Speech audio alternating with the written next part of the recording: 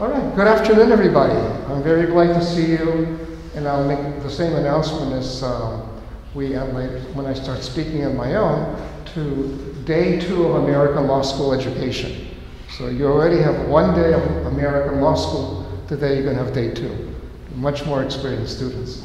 I want to introduce you, and this is now for the second time, Dr. Aharonem Morem, who comes to us from Israel, and who will be giving a presentation right now on the issue that we'll be focusing much more on Thursday of this class, dealing with the issue of theft of Jewish property in Europe during World War II and efforts at restitution of that property for the last 70 or so years. Dr. Moore is has a PhD from Tel Aviv University. He just finished his dissertation specifically on the subject of restitution, and he is a longtime diplomat and also an official in the Ministry of Treasury of Israel, and also the Prime Minister's Office of Israel, focusing specifically on the issue of Holocaust restitution.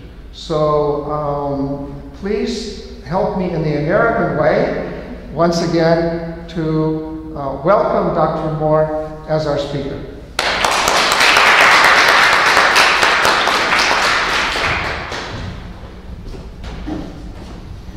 Good afternoon to you. As our time is short, I will read to you my introduction as it takes less time.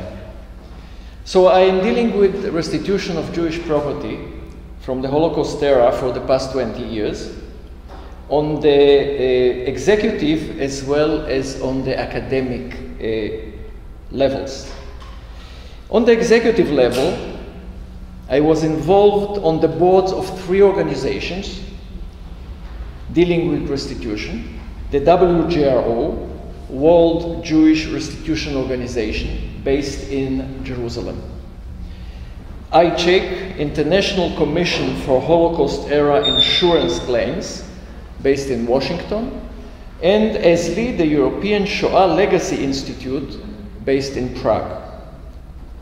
I attended most of the international conferences, which we will discuss in a moment. I worked for the past 20 years at the Ministry of Finance, the Prime Minister's Office, and lastly acting as Senior Director on restitution of Jewish property from the Holocaust era and from Arab countries, Jewish property left behind in Arab countries. On the academic level, I composed the first global report on restitution of Jewish property from the Holocaust era. You can find it on the website. And I presented, this report was presented to the Prague conference in 2009. I did an MA thesis on the subject and then a PhD thesis that connected restitution and NGOs. I published articles in academic publications as well as in the daily press.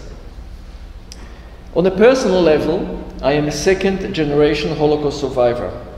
I was born in Poland and immigrated to Israel at the age of 10. My mother, born in the Ukraine, lost her first husband, who was an officer in the Red Army and was killed in combat during World War II.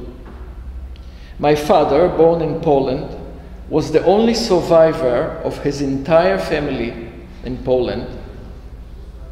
After being a forced laborer in Germany on a farm, he came back to Poland and was imprisoned by the Russians and sent to a labor camp in Russia. In the meantime, his whole family in Poland was wiped out by the Nazis. He lost his parents, his grandfather, his brother, his 2 sisters and their families, and his first wife and 3 young sons, ages 4, 8, and 12. So what will we discuss today? We'll discuss genocide and looting of property. We'll discuss the special case of the Holocaust, what was at stake in Shoah restitution, models proposed for World War II restitution, organizational landscape of Shoah restitution, what has been done so far, what are the results, and what next. Along history, genocide is always followed by looting, by robbery, by theft, with no exceptions. And the same happened during the Holocaust. The genocide was followed by theft and robbery. The special case of the Holocaust, 6 million Jews were murdered. However, the property of 14 million Jews was looted, stolen, robbed. Sometimes people forget it. They think that only 6 million Jews were suffering. No, 14 million Jews were suffering as their property was looted. So what is at stake here? What are we talking about? Jewish property in Europe in the year 1938 was in the volume of 14 to 15 billion US dollars in those prices. So what does it mean? Is it a lot? Is it little? So just to give you an example what it means, I call it Europe got Marshall Plan 3. So the Marshall Plan, which came after the end of World War II and was supplied by the United States to Europe, was in the volume of $7 billion in 1938 terms. So I claim that Europe got 3 Marshall Plans, 1 American and 2 Jewish, as the property of those 14 million Jews was left behind.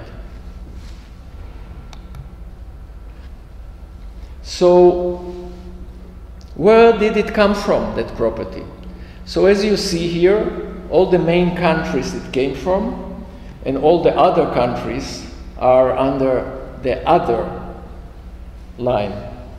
If we look at Czechoslovakia, it is rated number 4 as Czechoslovakia, and as Czech Republic, it is rated number 6, the 6th biggest amount of Jewish property left behind in Europe.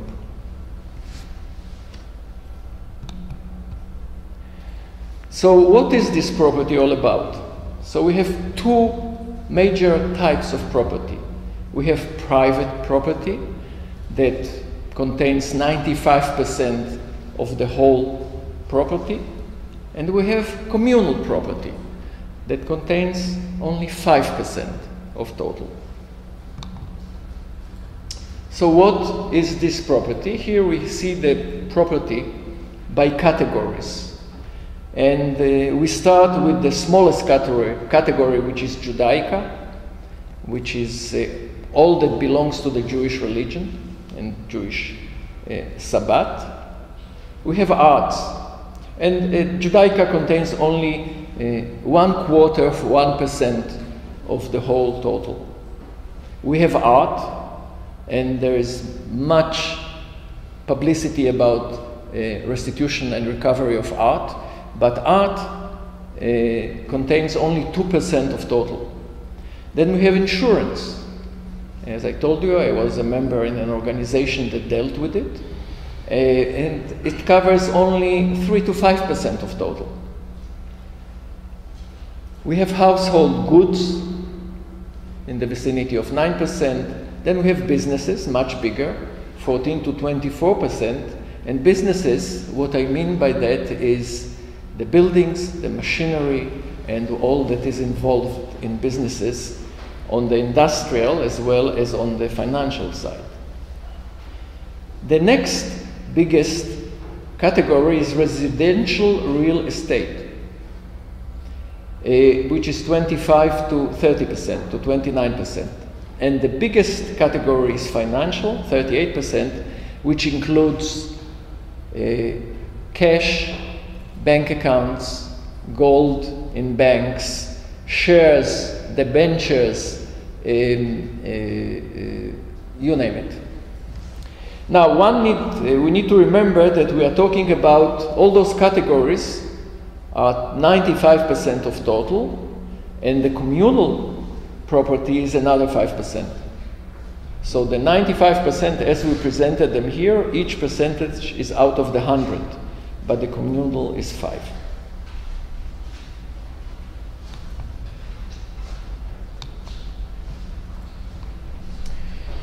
So the issue of restitution of property in general, inclusive of Jewish property, after World War II was immense, was a very big issue. Therefore, there were 3 people that we call the fathers of Holocaust restitution that proposed solutions for the issue.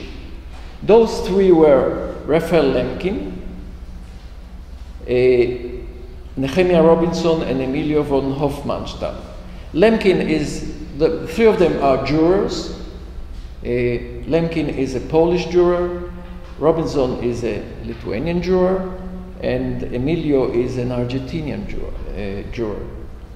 Now, Lemkin proposed a model that will serve all kinds of property, Jewish and non-Jewish, at the same time.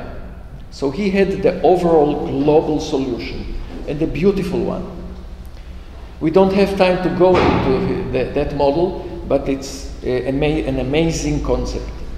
Robinson dealt with the Jewish part of restitution, and Emilio, he suggested a draft law for restitution of property in Europe after World War II, Jewish as well as non-Jewish. In a nutshell, the 3 fathers of Holocaust restitution proposed NGOs to be established in order to deal with the issue. Not governmental institutes, because they said it's too cumbersome, too slow, it will not work. So they suggested a simpler, faster system in order to deal with the whole issue. Now, restitution gets usually mixed up with 2 other elements of justice, I call them. And we need to differentiate them. I call them the 3 R's: reparation, rehabilitation, and restitution. Reparation is among countries. For example, the State of Israel had a reparation agreement with Germany in 1952, and Germany allocated funds and goods to Israel, country to country. First World War, Germany was imposed with paying reparations to the Allied forces who won the war, as an example. Now, rehabilitation goes to people only, not to states, which means that Holocaust survivors, for example, they got pensions from Germany. We call them German pensions, and it went directly to the individuals, directly to the people. It has nothing to do with the states or with the state of Israel. Now comes restitution. In our case, in our opinion, restitution of Jewish property needs to go back to the Jewish people, and I'll explain in a moment why. So, the problem was immense, and let's see what are the specific 5 complications of this issue. Now, Jewish restitution we call Shoah restitution. Shoah is the Holocaust. The expression Shoah for Jewish restitution was adopted by the Prague Conference in 2009, and the ESLI was established. When ESLI was established, it was decided to call it European Shoah Legacy Institute and not European Holocaust Legacy Institute. So first complication is the scale. The financial scale was immense, and we saw here the scale of the Jewish part of the problem. But the problem in whole Europe was much, much bigger. Different categories. For instance, in the case of Jewish restitution, we have 3 types of property: communal, private, and heirless. Now, communal, private, and heirless, the 3 of them are composed of the 100% which we showed before.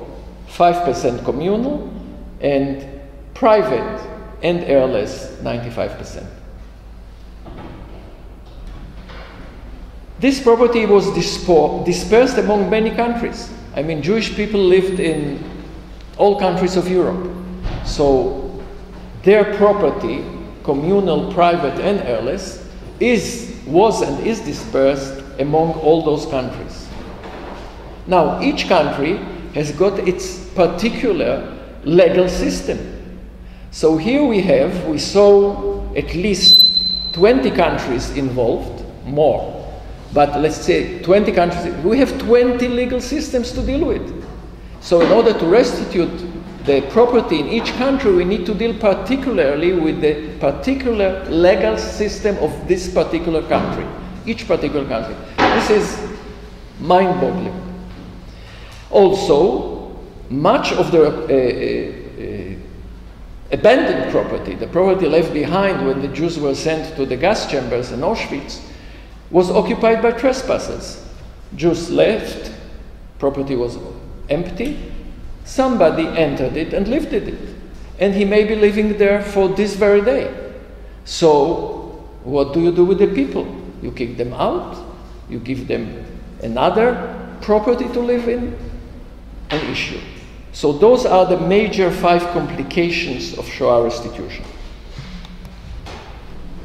Now, there were 2 major periods in Shoah restitution. One was from the end of the Second World War, 1945, until 1957. Why 1957? Because Germany finalized by then their restitution laws. Also rehabilitation laws, but Germany finalized their major laws on the issues involved in 1957. Then a long period of nothing, and then in 1989 and onwards is the second period. 1989, the fall of the Berlin Wall. How was it dealt with in the first period? So in the first period, successor organizations, NGOs, were established. It started in Berlin. Berlin was divided by the into 4 parts: American, British, French, and Russian. In the American, French, and British sectors, successor organizations, NGOs, were established. And in the Russian, nothing, because they didn't believe in restitution of property, they didn't believe in individual property. It was already the communist Russia. And then the successor that maintained and overtook the operations in whole Germany was the successor organization that was established in the American zone, and it's called today the Claims Conference. So what happened when the Berlin Wall fell? Why suddenly, out of the blue, restitution started to bubble again? So 3 reasons. First of all, archives were open. So researchers could go into the archives, retrieve documents, and deliver research that enabled dealing with the issues in each country, or in most of the countries. Beforehand, this information was not available. So there was nothing to work on.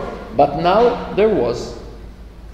There was a removal of economic restrictions after the collapse of the Eastern Bloc. So countries were talking about private ownership of property. So it was legit now. One could start doing it. And the third and very important component was the US emphasis on human rights. In the early 90s, the United States had its emphasis on human rights, and ownership of property was one of them. So when the US became a leading force in restitution, in Holocaust restitution, in Shoah restitution, they were talking about human rights. It was based on the human rights legit reason.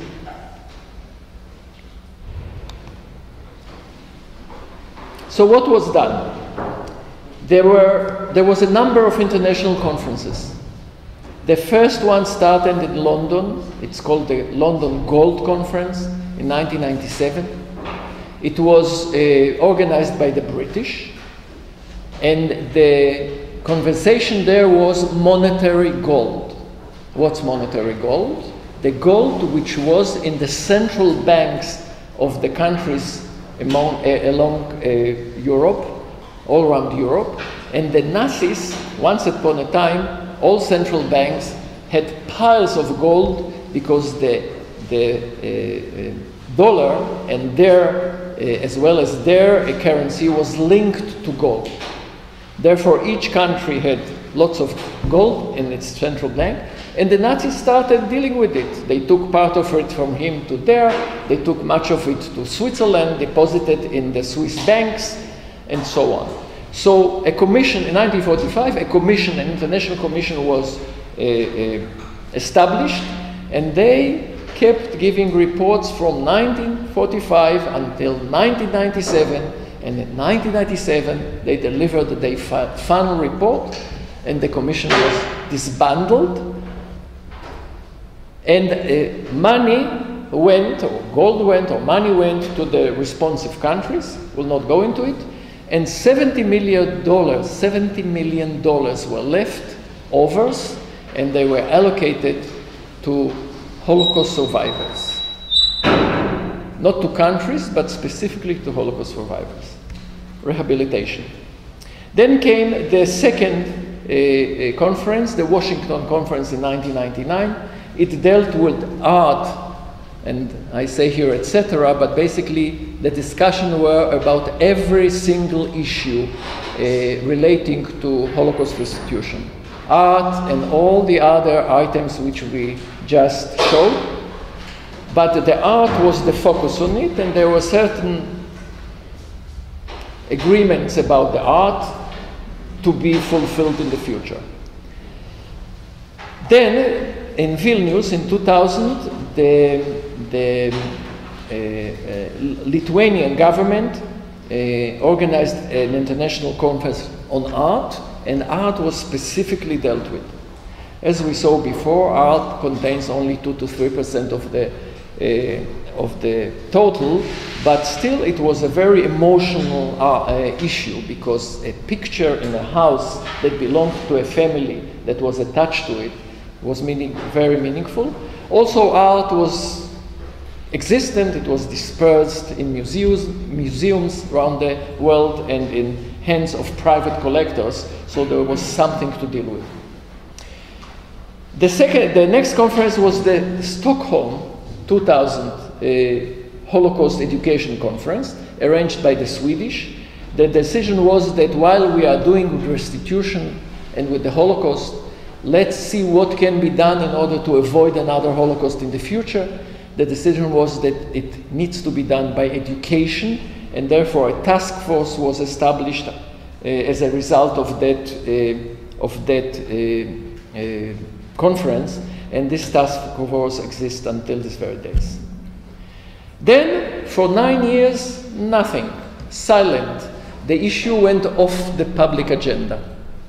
And in 2009, the Czech government, while serving as at the head of the EU for 6 months, decided to arrange a conference. Why? Because each country that is heading the EU for 6 months is organizing an international conference. So the Czech government decided to organize a conference dealing with Holocaust restitution, and specifically on immovable property. As we saw, immovable property is a big chunk of the whole. So the fact that the Czech government decided to deal with this is very meaningful. The conference was supported by the Americans very substantially. They sent a special delegation and so on. And then in 2010, and the conference decided that let's take 12 months and set up rules of the game, how each country should deal with it. And there was a process.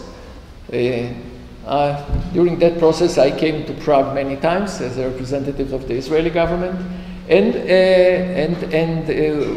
we managed to get a set of rules of the game, how to do it, and we brought it. It was agreed upon about all countries, and in 2010 there was a final ceremony here in Prague that announced those rules of the game. Now, what was specific and unique about the Prague conference was, different from all other conferences, was that the notion was, wait a moment, nothing happened for so many years, for 10 years, so let's make sure that something will happen, or more than something, will happen as a result of this conference, the Prague conference. So an organization was established. It was agreed by 47 countries to establish an organization, an NGO, called ESLI, European Shoah Legacy Institute, and a Czech NGO based here in Prague, and it exists until this very day. So those are the conferences that were basically the driving force of the whole process and kept it on in the public agenda. So in a nutshell, what was done? Individual property, communal property, and gold. Individual property, Swiss banks issue was dealt with, $1.5 billion settlement. Insurance was dealt with, about $400 million settlement. Communal property was dealt with in many countries. As it represents only 5% of the total, restitution of communal property is not substantial. And the monetary gold issue was settled in 1997 in London. Along this, some restitution of individual property from other categories was dealt with. So what is the bottom line? Shoah restitution results so far are, by countries, in Eastern Europe, about 2%, in Western Europe, 50%, and the total of 15 to 20%, not more than that. Now, each number is very optimistic, very liberal. It is most probably less than that. However, we met with Professor Kuklik, the head of the faculty, the law faculty here, who is an expert on restitution of property in the Czech Republic. He thinks that in the Czech Republic, the restitution results was slightly more, I quote, slightly more than 2%, but not much more.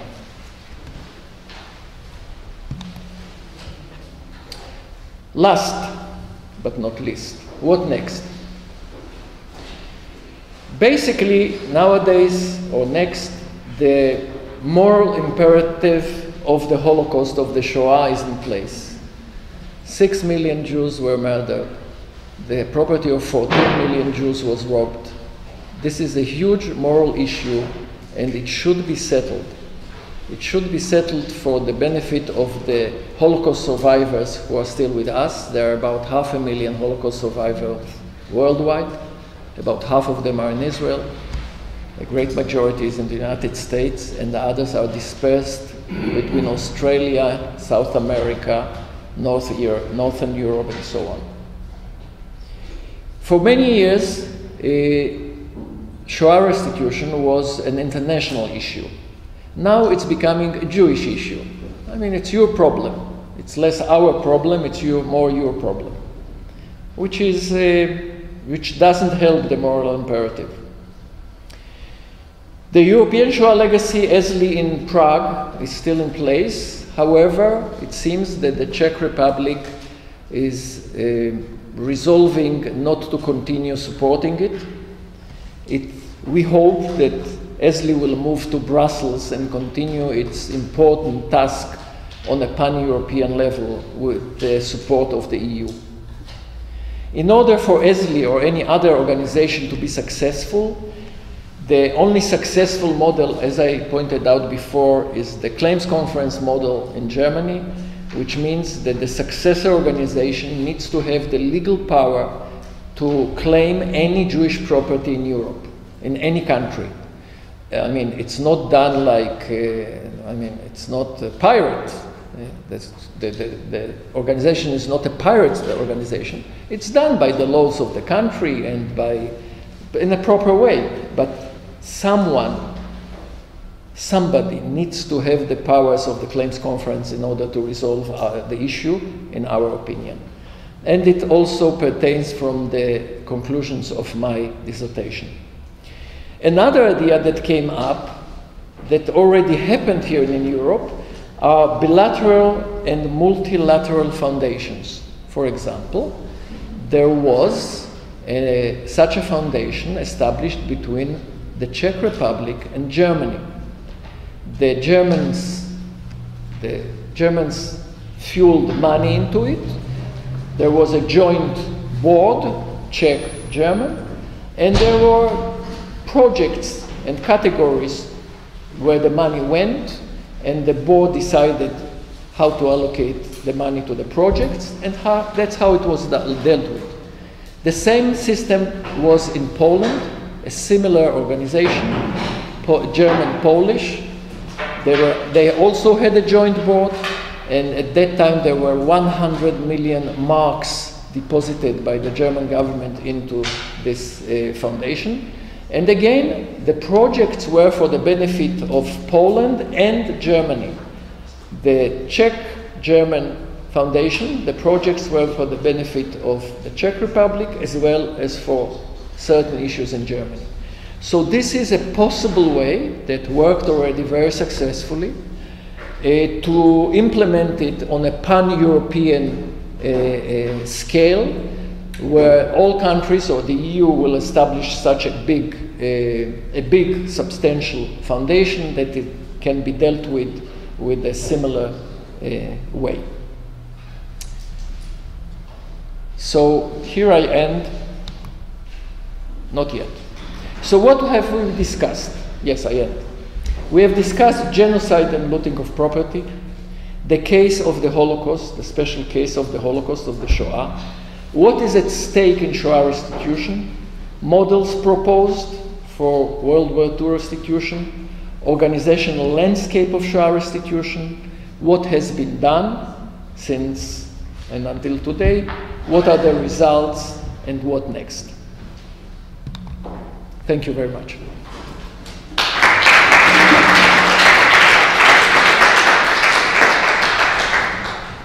Okay, thank you, Dr. Moore. Let's go ahead and take a 5-minute break. Remember how we said let's use German time. So we'll do it specifically for 5 minutes.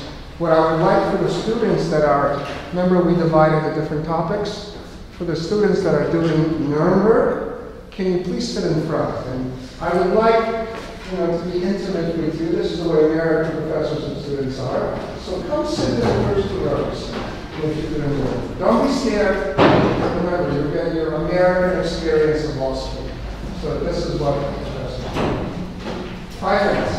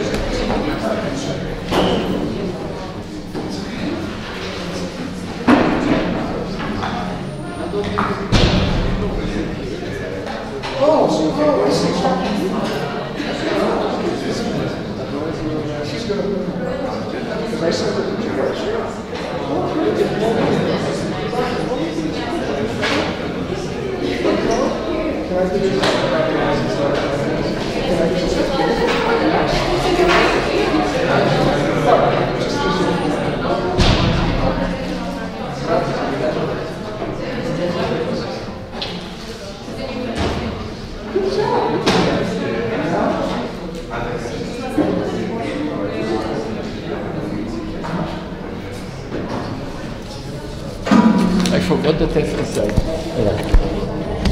Now we have to make sure there's a list. We have to find out from the stand. Yeah, but I forgot the test inside.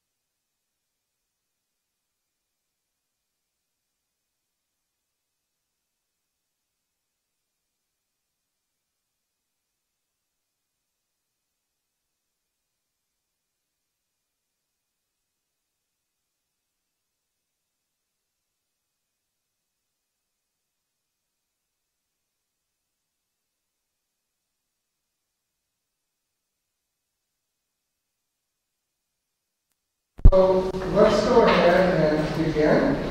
This is our day 2 of law school. And I'm very glad to see you back.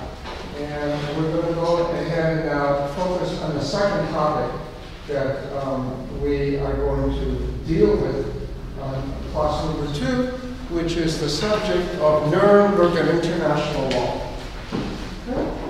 And you see here's my name, and by the way, this is the law school where I teach. This is where my home is in California, in Orange County. So in the city of Orange. So people say, well, where is Orange County in the city of Orange? Does anybody know? We are located not very far from a very famous place. Everybody knows that. Anybody in the world, everybody in the world knows this place. Anybody know? It's there's two people that live there that are very famous. One is called Mickey Mouse, and the other is called Minnie Mouse. Disneyland, exactly, Anaheim. So we are not far away. So when you come and visit us in Chapman University, you definitely will, go to Disneyland and not far away. And because we are so close to Disneyland, we even have special ticket prices for our students to go in. All you need to do is talk to one of the administrators, and because you're at Chapman University, they will give you a special price to come to Disneyland. So another benefit to coming in to visit. Okay? So think of it today, since you cannot be close to Disneyland, but you're still in a very beautiful place.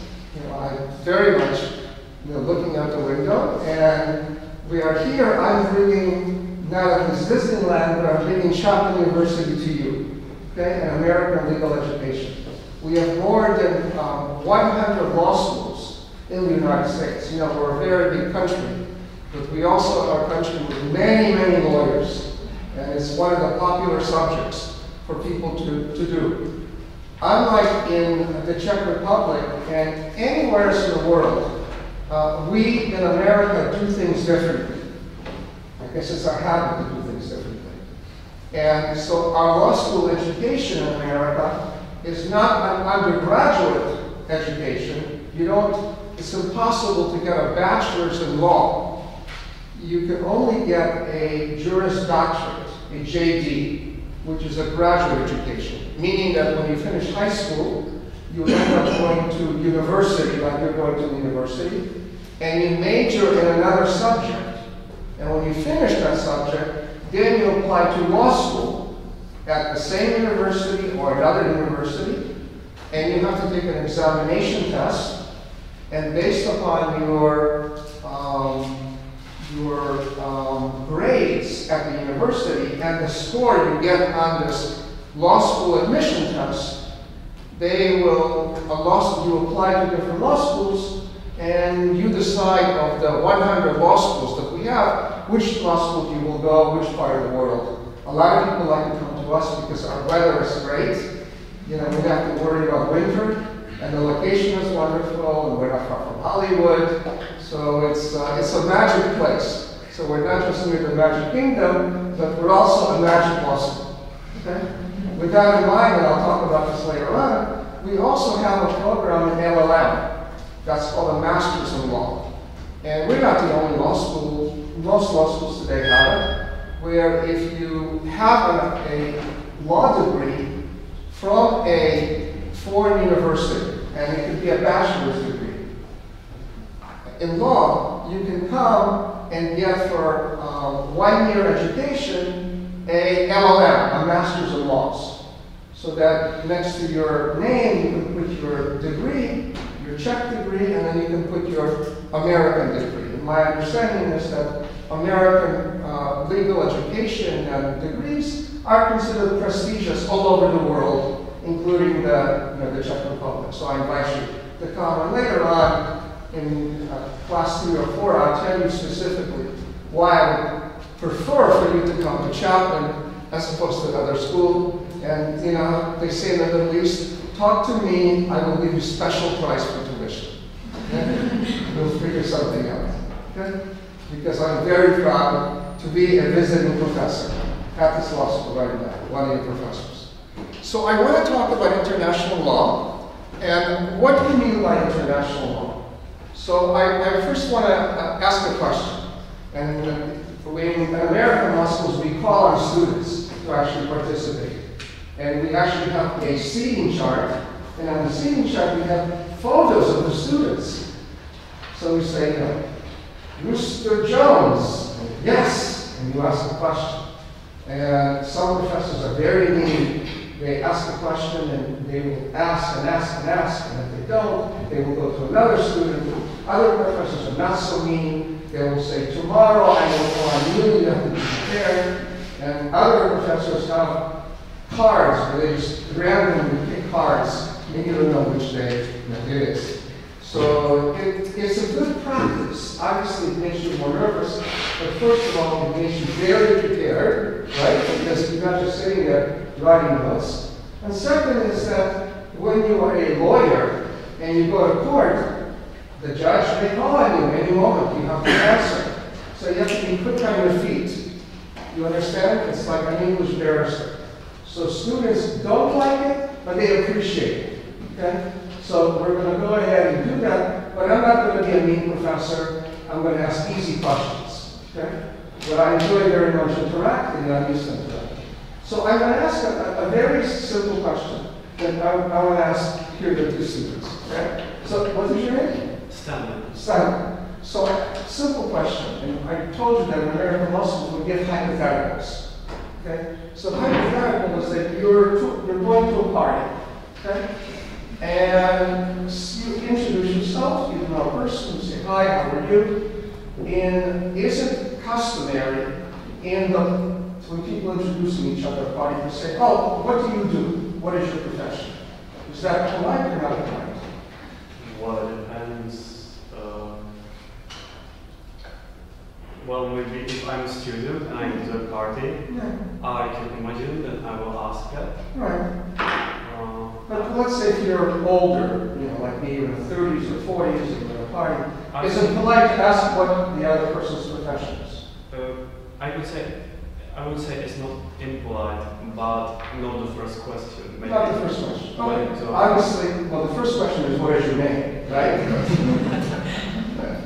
Then, well, obviously for us, it would be impolite to say, well, how much money do you make, right? For sure, right? That's impolite. But it's not impolite to ask in America, what do you do? Okay, right? Would you agree with me that that's what I'm saying? So in other words, when you finish law school and you're at a party, and somebody says, and you finish law school, right? And somebody says, oh, what do you do? So how would you answer that? What would you say? I'm a lawyer, okay? And you know there are two types of categories of professions. There's the O profession and the A profession. So, what do you do? I'm a lawyer. Oh, right? What do you do? I am a nuclear scientist. Ah, right? So, lawyer is always an O profession. Oh, okay. So, somebody asked you to take my class, right? And you finish, you're now a lawyer, and you happen to practice international law. Okay?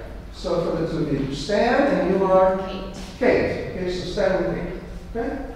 And so let's assume that Stan and Kate are talking to each other. And Stan asks Kate, what do you do? And Kate says, I am a lawyer. And then the next question you would ask is what? What type of lawyer? What type of lawyer? Do you see that? Good. See that? So just like American law school, we're pretending that's good. And what would you say? I teach international law. I teach international law. Very good, because that's the same that happens to me. That's what I say, right? And then you're going to say, oh or ah. What are you going to say? I would say, wow. Wow. Right. Okay? And then something you would then ask the next question, because you're not a lawyer at all. You would ask, I'll give you the script. You will say, what does it mean, actually? Perfect! You see that? What does it mean, international law? Right? So all of a sudden, you're standing with the drink, you're having a good time, and he's asking you to give a lecture. Right there. Right? Now, you're not going to do a lecture and say, oh, let me give you my PowerPoint, right? You have to answer very quickly. Right? So when he says to you, Stan, Kate, right? Yeah, so what is international law? What's that? Is there such a thing as international law? You know, what would you say?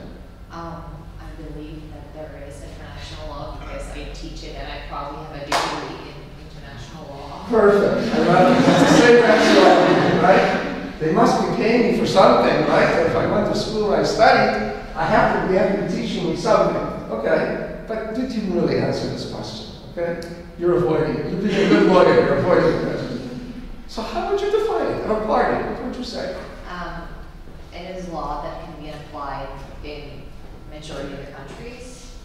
Law that can apply in? That can be applied in more than just one country. Okay. The law between the countries. Okay. And what would you say? You understand what she said?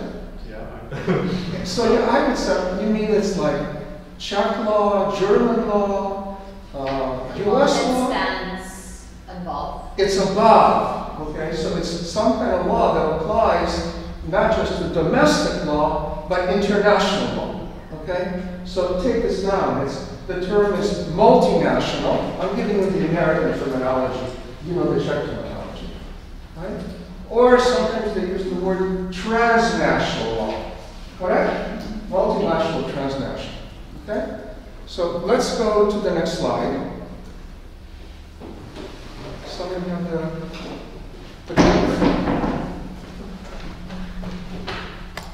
okay. Okay, and that is the next slide, right? Yeah. Okay, so in other words, the question, what is international law? You see that? So we're already asking, how would you answer this question? Right? Okay, so the next slide, please. Okay, so now is like, how is international law created? What is international law? Right? That's a good question, student, right?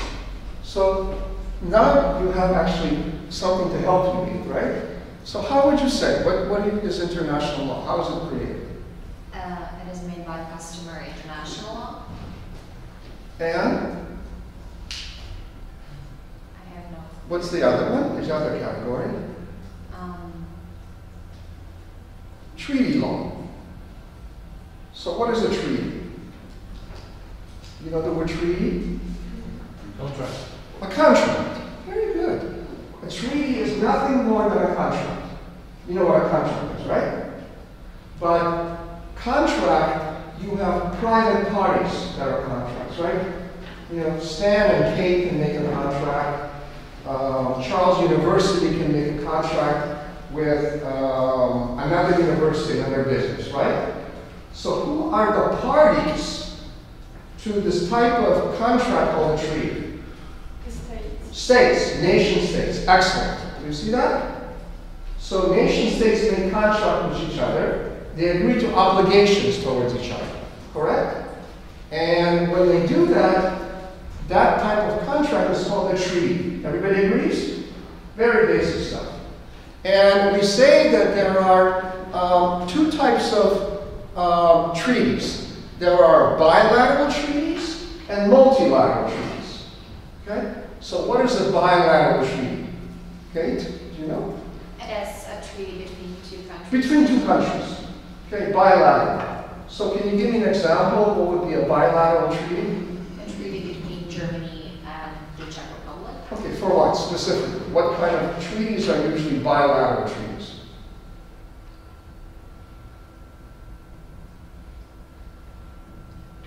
I'll tell you from the United States. A very common treaty that the United States is bilateral, extradition treaties.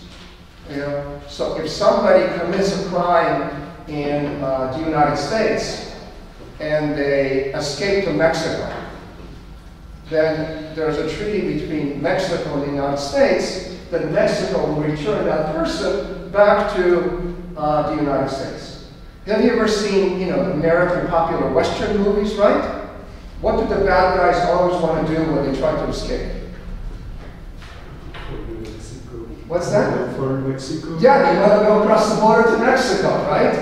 To escape. Well, today they can't do that, because at that time there was no bilateral treaty. Today there is. Okay? And so it's very common to do that. Another type of very common bilateral treaty are tax treaties. Okay? So that here I am in Charles University. They're going to pay me big money to teach this course to you. Obviously, exaggerating. And I have to, at the end of the year, I have to pay taxes to the American government, because I'm an American citizen, for the money I earn. But I also have to pay taxes to the Czech government, because I earned it in the Czech Republic, correct? It's unfair. I have to pay taxes twice. But because Czech Republic and the United States have a bilateral tax treaty, then I only have to pay taxes one place. Do you understand? So that's a bilateral treaty. Now, what are multilateral treaties? Multilateral would be more than treaties between more. Yeah, 3 plus more. Okay. So where we are here in Europe, and what is the most popular multilateral treaty that you know of? And one country in particular doesn't like it at all. They say, "Phew, we're going to leave now. We're not going to do the EU." Absolutely, correct? So the EU is a multilateral treaty that nations agreed after World War II that instead of fighting wars with each other, they better trade with each other. And if they trade with each other, then things are going to be better economically, right? There's a famous reporter that works for the New York Times that invented something called the McDonald's theory.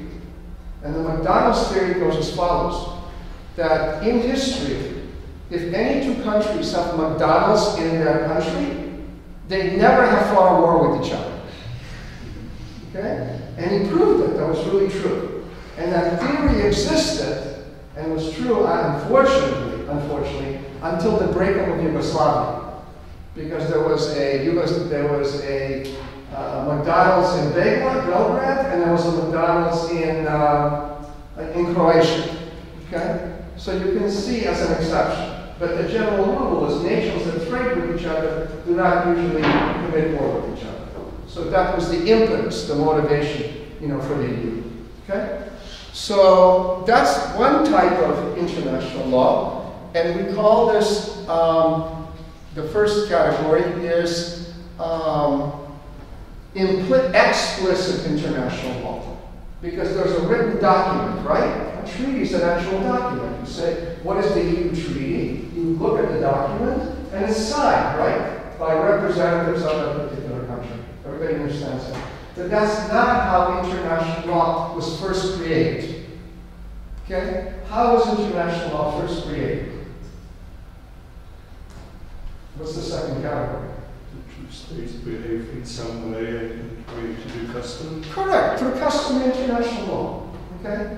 And the creation of customary international law, when you think about it, goes even before the creation of nation states. So let me give you an example. Let's go to a primitive society somewhere in the world where they have, instead of states, they have 2 tribes living. Okay? And there's a river between them. And unfortunately, human history is, people fight wars with each other and kill with each other, right? So these 2 tribes, they end up having a war, right?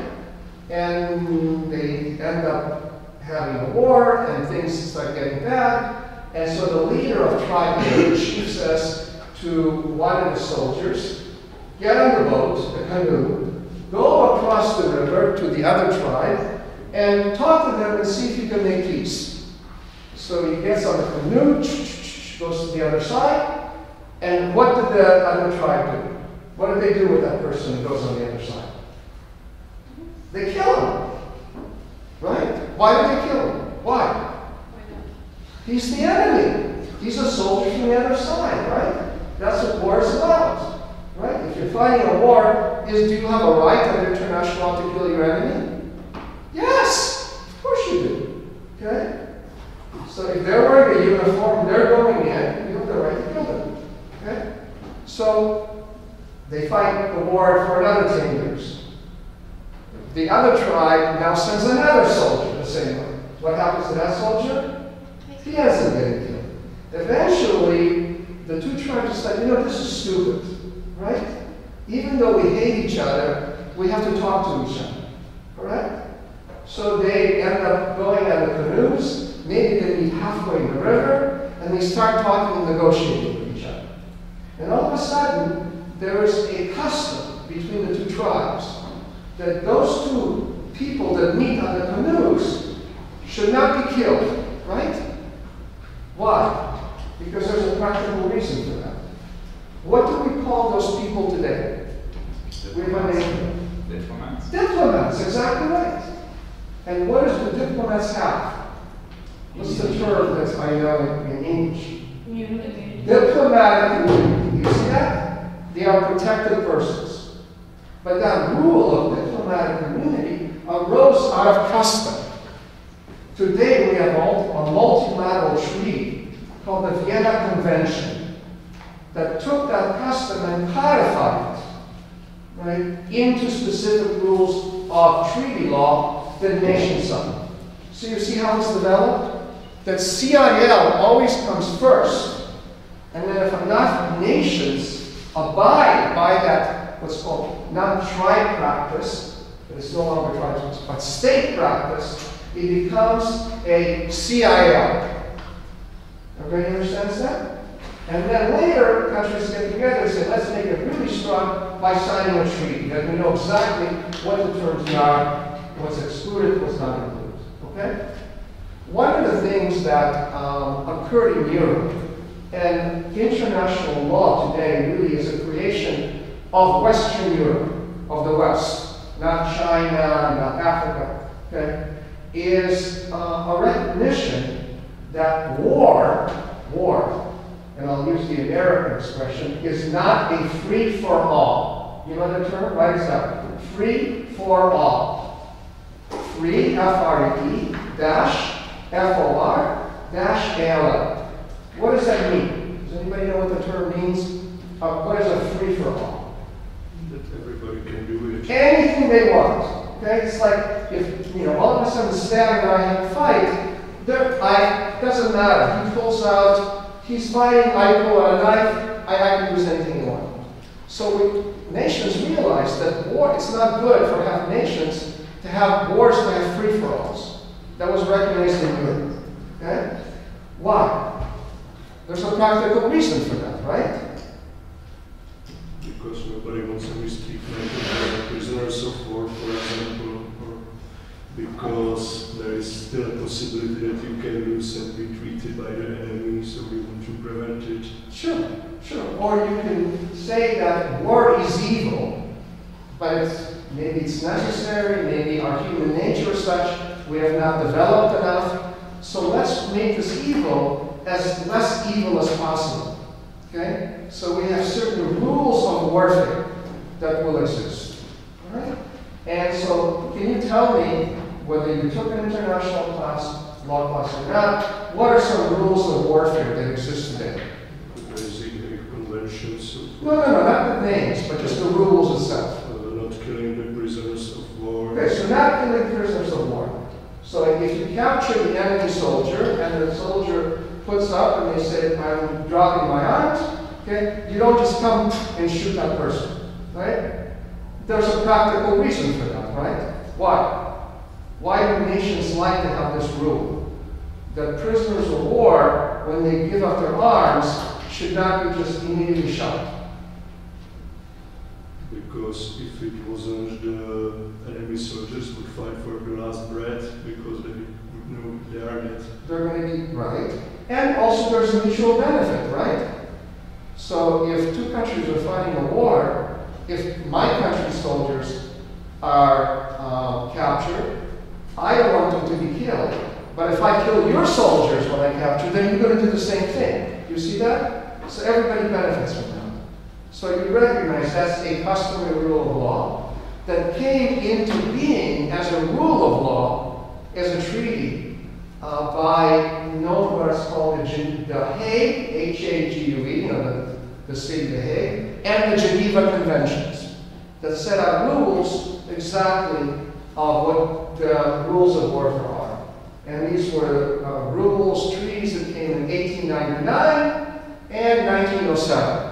Before leaving the World War I. Okay? What's another rule of war that became as custom and that also was recognized by all nations? Taking civilian hostages. Sure. In other words, that civilians are protected.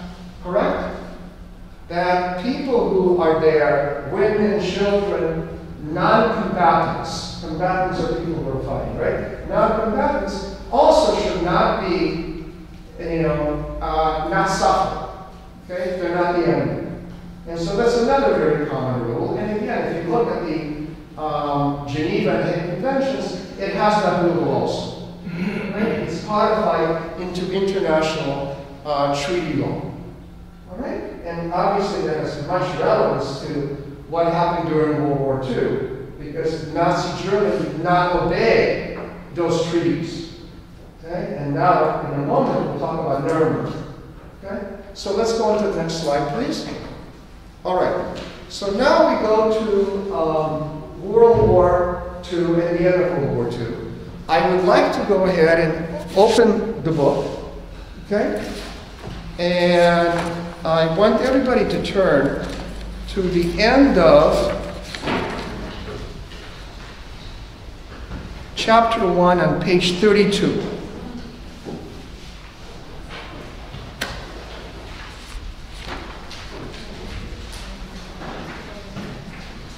Everybody has that page?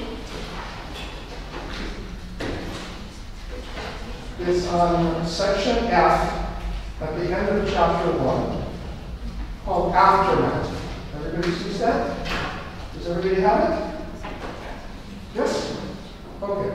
So let's do this. And I know this is not common, in European law school. This is something we do here. I'm going to ask, what is your name? Venka. Can I just have you read let's start with just the first paragraph out loud and slowly. On May 9th, right? Yeah. On May 9th, 1945, after the capture of Berlin by the Soviet Red Army, Germany agreed to an unconditional surrender. A week earlier, Hitler committed suicide in his underground bunker. Europe now lay in ruins, and its population decimated.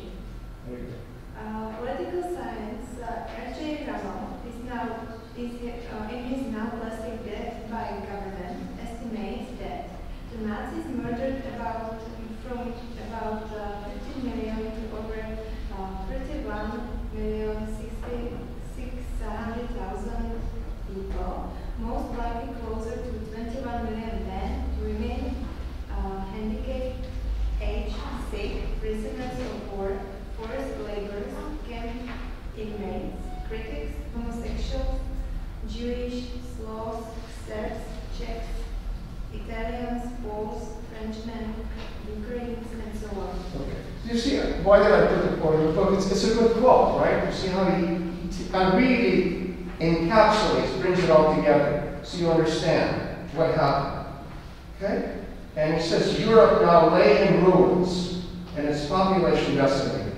And the next paragraph, he talks about the murder of the Jews and the usual number. The site, actually, for the first time used, was at Nuremberg. Okay? And then let's take that paragraph, and let's go to the next paragraph where it says estimates. Do you see that? Oh, you know that. Okay, so let's, can you go on reading that where it says estimates? Oh, okay, good. Estimates. Can you help us? You know how we're saying when one student talks from the other student in class, we say, oh, you now become co-counsel. You understand the court, right? So you're co-counsel together with us. Okay, what is your name? Peter. Peter, okay, so Peter, you are now co-counsel. Please read the next paragraph, estimates. Estimates for other persecuted groups are 19,000 to 200,000 Roma and Sinti, 200,000 to 300,000 people with disabilities, 5,000 to 10,000 gay men, and approximately 2,100 Jehovah's Witnesses. Other large-scale groups of victims of the Nazi killing machine include over 3 million Soviet prisoners of war and approximately 1 to 1.5 million political dissidents. Very good, thank you. And then I'm going to go ahead and do one more paragraph. Tell me. Oh, you don't have that? Okay, so you guys have this? Yes, we have. Okay. So can you read in the summer of 1945? Okay. In the summer of 1945, Europe lay in ruins. Okay, so you see that in that summer 1945, there's a picture of something. You're in Europe now, right? And Prague was spared, so you're very lucky.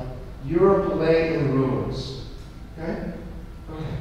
Hundreds of cities were reduced to rubble. 8 million people were displaced. The continent was on the brink of famine. President Harry S. Truman, while touring Germany in July 1945, on the eve of the Potsdam Conference, observed the long, never-ending procession of old men, women, and children wandering aimlessly along the Autobahn and the country roads, carrying, pushing, or pulling what was left on their belongings. And so he's seeing this in Germany itself, right? So not just Germany, this is everywhere. Continue. The same scene was repeated throughout Europe. The death toll and destruction caused by the Nazis and their collaborators during their 12-year reign was unprecedented in human history. Okay? So I want to set up, the reason I asked to read this is for all of us to bring back that scene to us. And so now the question I have for you is this. The Allies that won the war, the United States, the Soviet Union, Great Britain, also France, they came in, they divided Germany, right, into 4 zones. We talked about that last time. What about the German leaders? The people who were responsible for this war that you're reading? Okay? No schools, no banks. It's like, Europe in the primitive age. You see the point? Just think about what your parents, your grandparents, what they were through at that time. What do you do with these bad guys? These are super bad guys, right? What do you do? Okay? So at that time, the leaders were President Roosevelt, the U.S. President, Winston Churchill, who was the Prime Minister, and then you had the Soviet leader, Joseph Stalin. Okay, so they had a number of conferences, even before the war ended, to decide what to do. This is great. This is my youngest law student I ever had. Wonderful. It's like, I apologize, but I'm on maternity leave. No. I'm honored. Okay? No. I didn't have time to. Not at all. Please. Every day. Okay? All right. So, what do you do? What do you think what were the options? Basically 2 options: to shoot them without a trial. Just shoot them. Okay? Or give them a trial. Or give them a trial. It was quite difficult because there were bad experience with the Leipzig trial and Sure. And you're giving us very good history. So the options is you just shoot them, right? And even that punishment is not doesn't feel enough. Do you know about the Cambodian genocide that occurred in 1970? The killing fields where the whole country was decimated. And so the person who was responsible for that, the Adolf Hitler of Cambodia, was a man named Pol Pot. And they asked some people, what do you think we should do?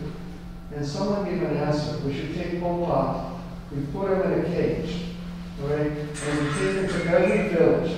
And every person should take a pin and stick the pin into his body. That would equate at least a sense of justice. Like torture him, right? Before we kill him. So everybody has a sense. I'm not suggesting we do that, but I'm making a point that with so much evil, it's impossible to have some kind of justice.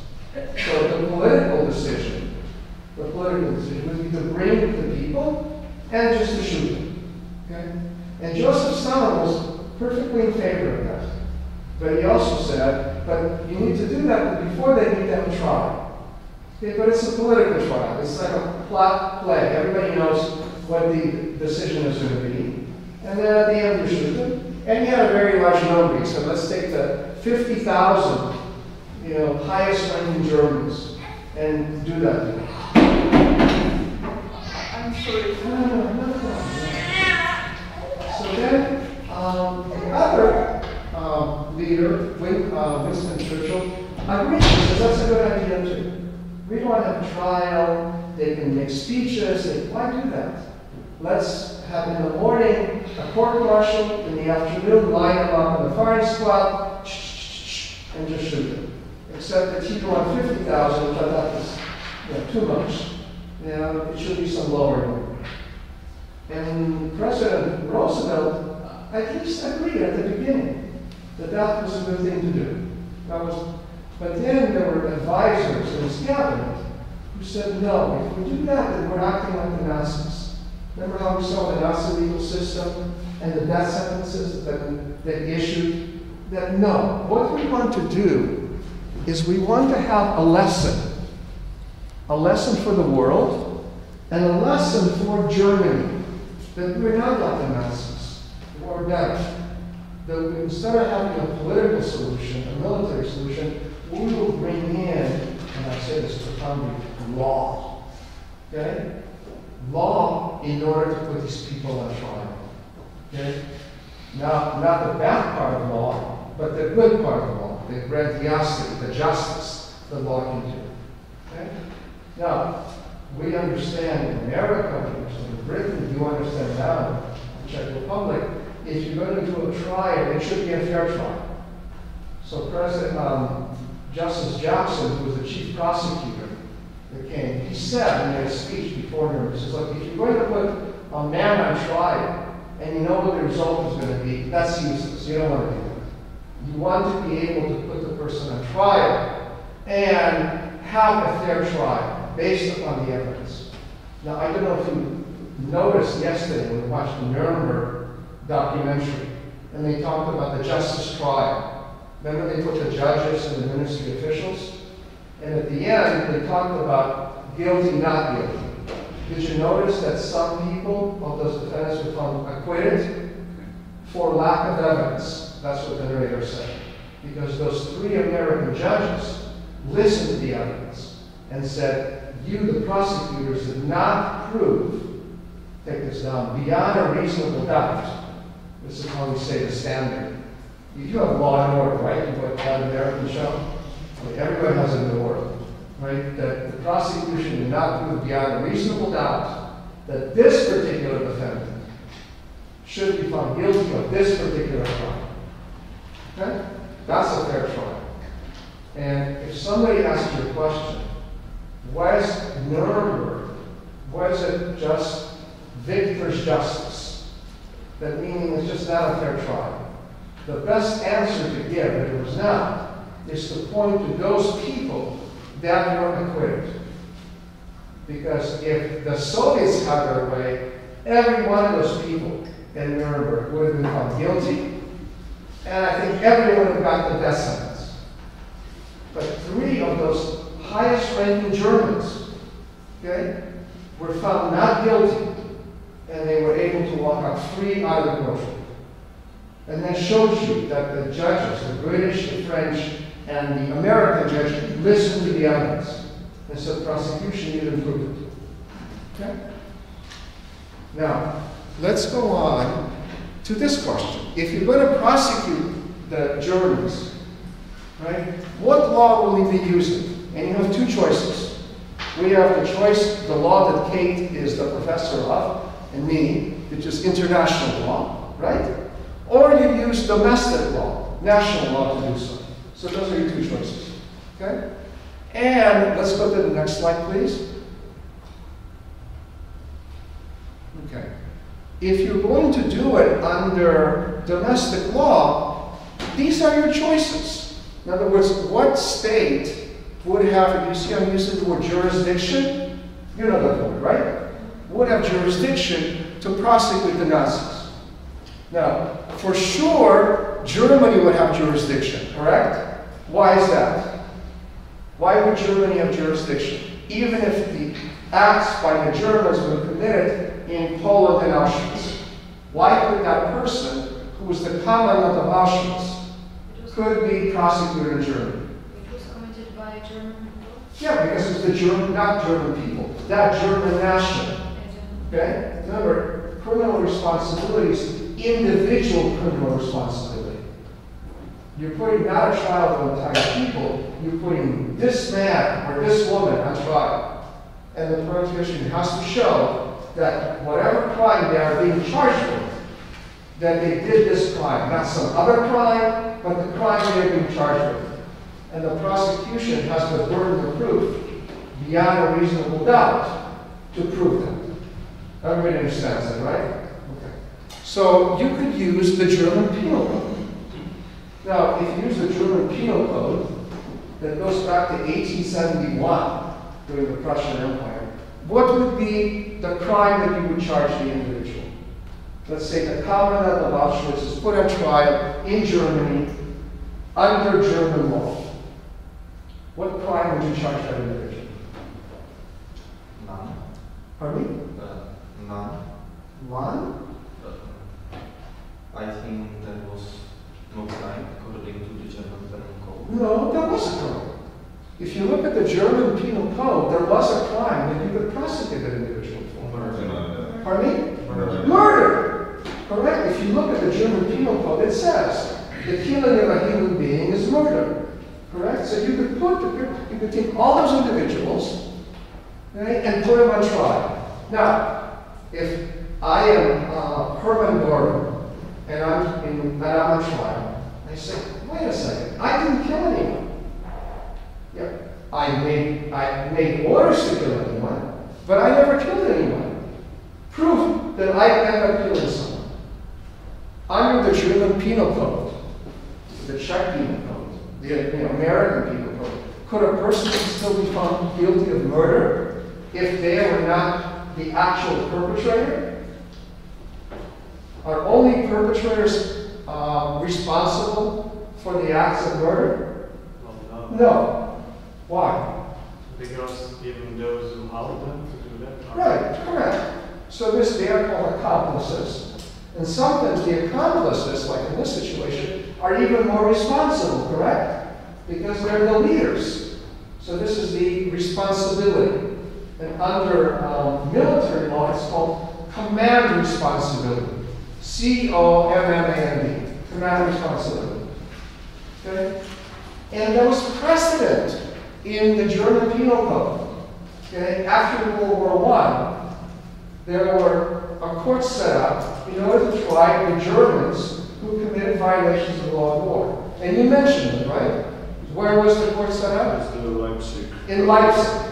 Okay?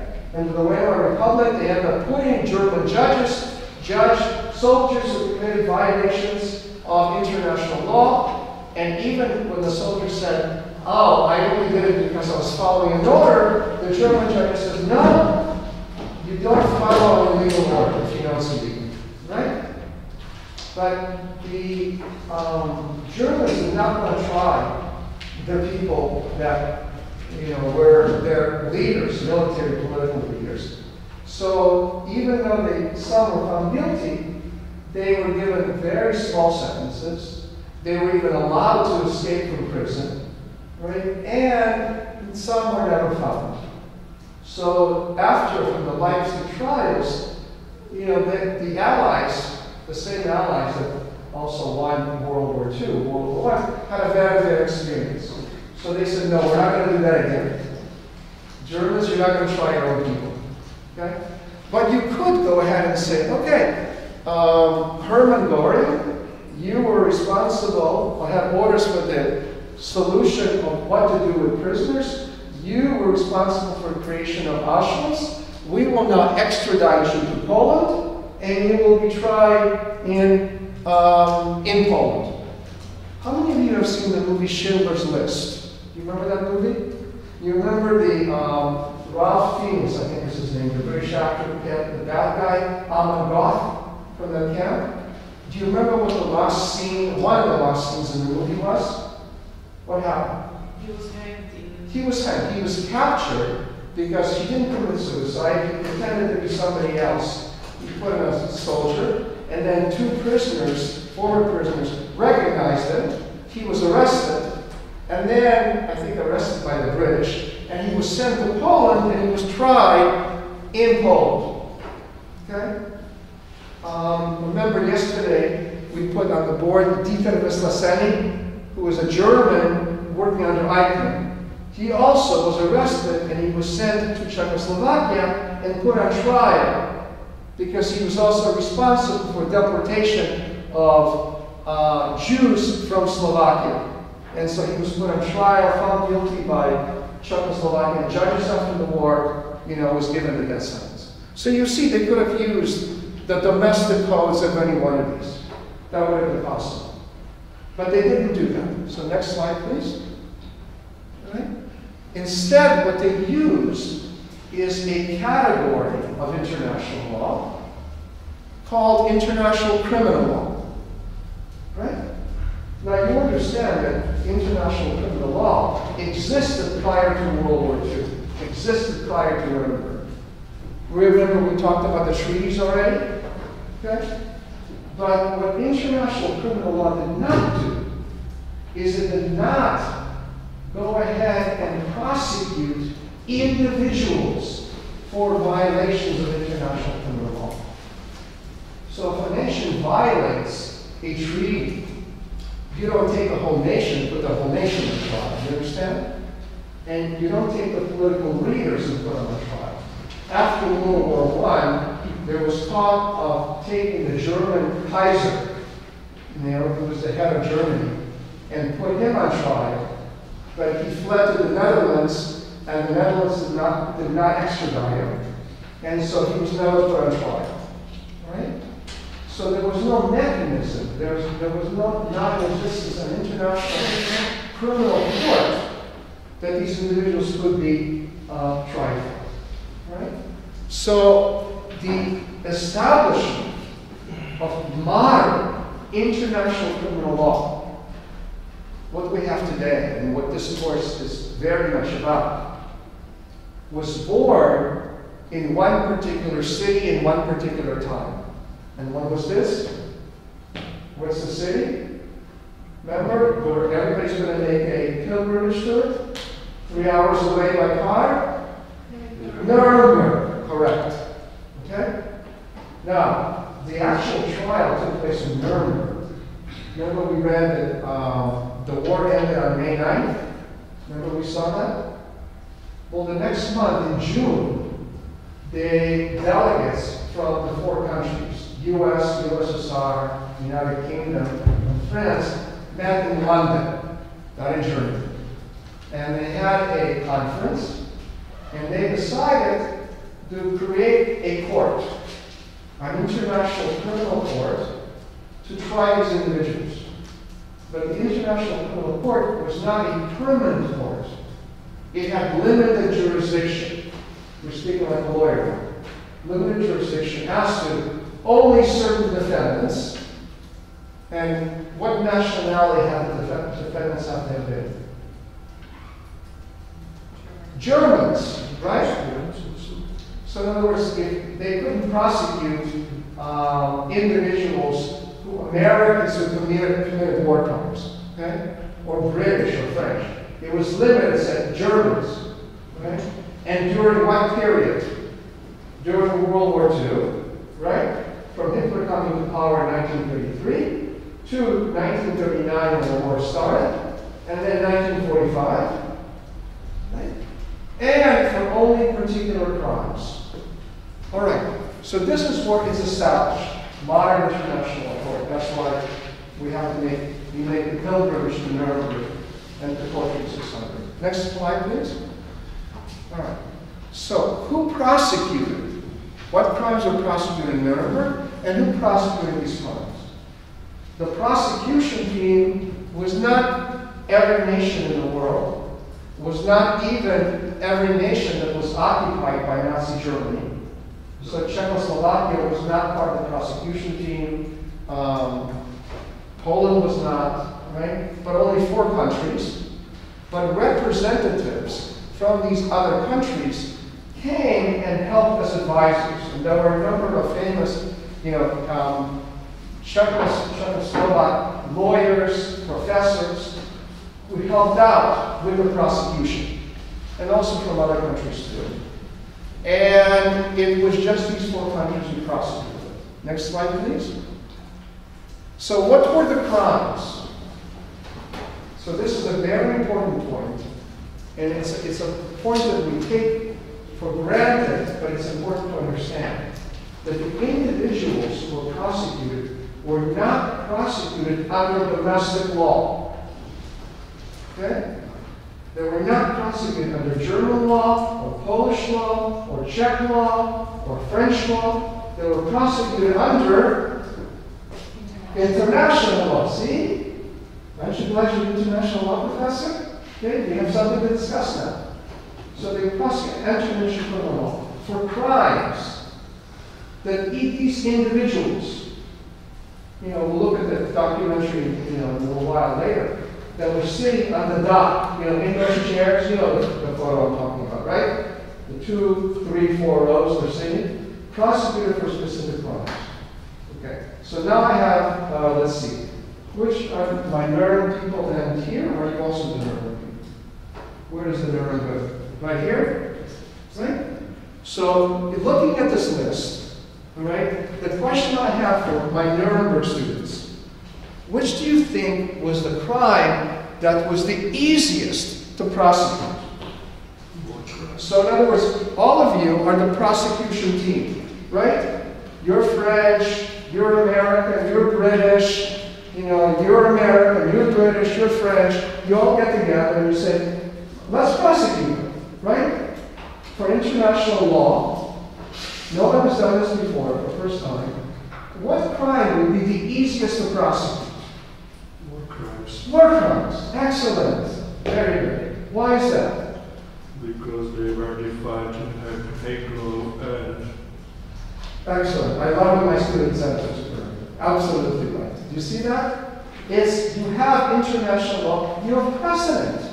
The Hague Convention says you cannot do these things, correct? And you have military law in those countries that prosecuted their own soldiers, right? So you see there's precedent. Is those war crimes is not ex post facto. You know that terminology? Ex post facto? You cannot prosecute a person for a crime that did not exist on the books at the time the crime was committed. Okay? So it's clear that they could do so. The only thing, the only novelty of Nuremberg is that war crimes were prosecuted under domestic law before, but not by international tribunal. But that's not a good problem, right? It's just saying instead of having judges from one country, you have judges from other countries. Now they could have said, we're going to have judges, and the judges are going to come from a French, they're going to have a Czech judge, and a Polish judge, and a Dutch judge. They didn't do that. They said the judges will come only from 4 countries. The same countries that were the prosecutors. UK, US, USSR, and France. All right? So war crimes. What's the next one that you think would be the easiest? Crimes against humanity. Crimes against humanity. Was used in Constantinople trials. Yes, in other words, after the World War I, there was a tribunal set up in Constantinople to try the Turkish leaders involved in the killing. The one that's most famous or infamous is the Armenian genocide, right? But if you look at the Constantinople trials, there was no crime or crime against humanity. It's not there. It was just a statement, a description. All right? So this was new. Crimes against humanity was not on the books. So if it's not part of any treaty, like war crimes, then where could it be? Where would you find it? In other words, if it's not part of a treaty, remember how we said international law has two categories. If it's not a treaty, then it has to be what? Customary. Perfect. Customary international law. So it's not positive law, but it's in custom. It exists. Okay? And so that's where it was used for the basis saying it's not ex post facto. Now, the crime that I want to finish this slide, I'll take a break.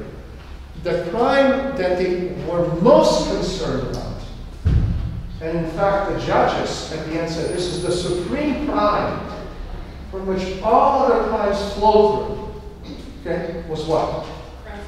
Crimes against peace. Okay? The crime of waging an aggressive war. Okay? Because if you don't have aggressive war, then you cannot, these other crimes do not occur. You see that? So that was called the supreme crime. And if you look at the history of Nuremberg, if you read the transcripts of Nuremberg, you see that that was the crime that they wanted to make sure that the German leaders would be punished. Okay? The crime of waging aggressive war. Because they also wanted prevention. They wanted to create a precedent. Okay? That wars are necessary. Evil happens. You can sometimes have a defensive war. But if you wage an aggressive war, right, you end up, committing this crime. Now, did Nazi Germany, commit aggressive war? Yes? Give me examples. Yeah, they went in 1939 and they crossed Poland and they took over Poland. Right? You could say they could not be guilty of Czechoslovakia because there was a Munich agreement, but then later on divided an agreement too. But it's clear. Then they invaded France, they invaded the Netherlands, Belgium, so clear. And there was a documentary that was made after Nuremberg that was shown to the German people. And if you watch this documentary, it talks about, it has statements by Hitler. I will never invade Poland. Poland is a friendly country. And then the next scene, German planes going over Poland. Okay? France, we always will be friends with France. Next scene. Okay? I promise, Netherlands will not be next scene. Do you see that? So it's showing at that time how aggressive war is a supreme crime. And they wanted to make sure they punished those individuals. The leaders, okay? The policymakers. And then they used the crime of conspiracy. Do you have the crime of conspiracy under Czech law? You do? What do you call it in Czech? Is that right? Yes. Which means what? How would you translate that? If I look at the Czech penal code, how would it be defined? What's a conspiracy?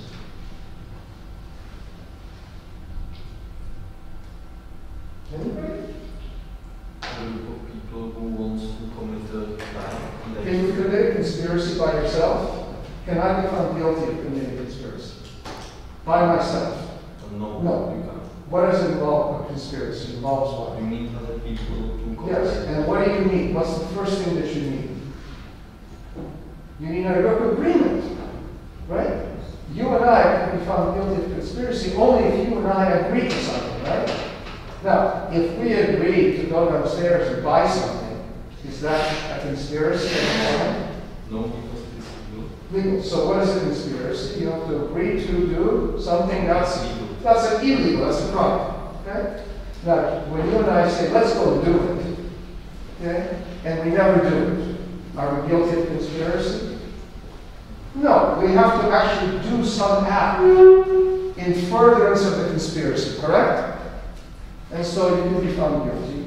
And then, if you commit a crime, at least under American law, you can be guilty of the crime that's committed and the crime of conspiracy. Why? Because you are more dangerous if you commit crimes with other people, right? If you kill a person by yourself without getting anybody involved, you're a bad person. But if you also agree to do it with somebody else, you're a more evil person. You understand? So then you can be guilty of murder and conspiracy to commit murder. You understand? So conspiracy was very much an American idea. And the American prosecutors were the lead, because, we were the big winners, in the war. And so they were the head of the team. So conspiracy was there. So there was a conspiracy to commit crimes against peace, crimes against humanity, and war crimes. The judges, okay, listened to the evidence and said, no, the leaders are only guilty of conspiracy for crime against peace. We don't think in international law there's enough precedent to find anyone guilty of conspiracy of crimes against humanity or war crimes. Okay? But conspiracy and crimes against peace, you can find guilty.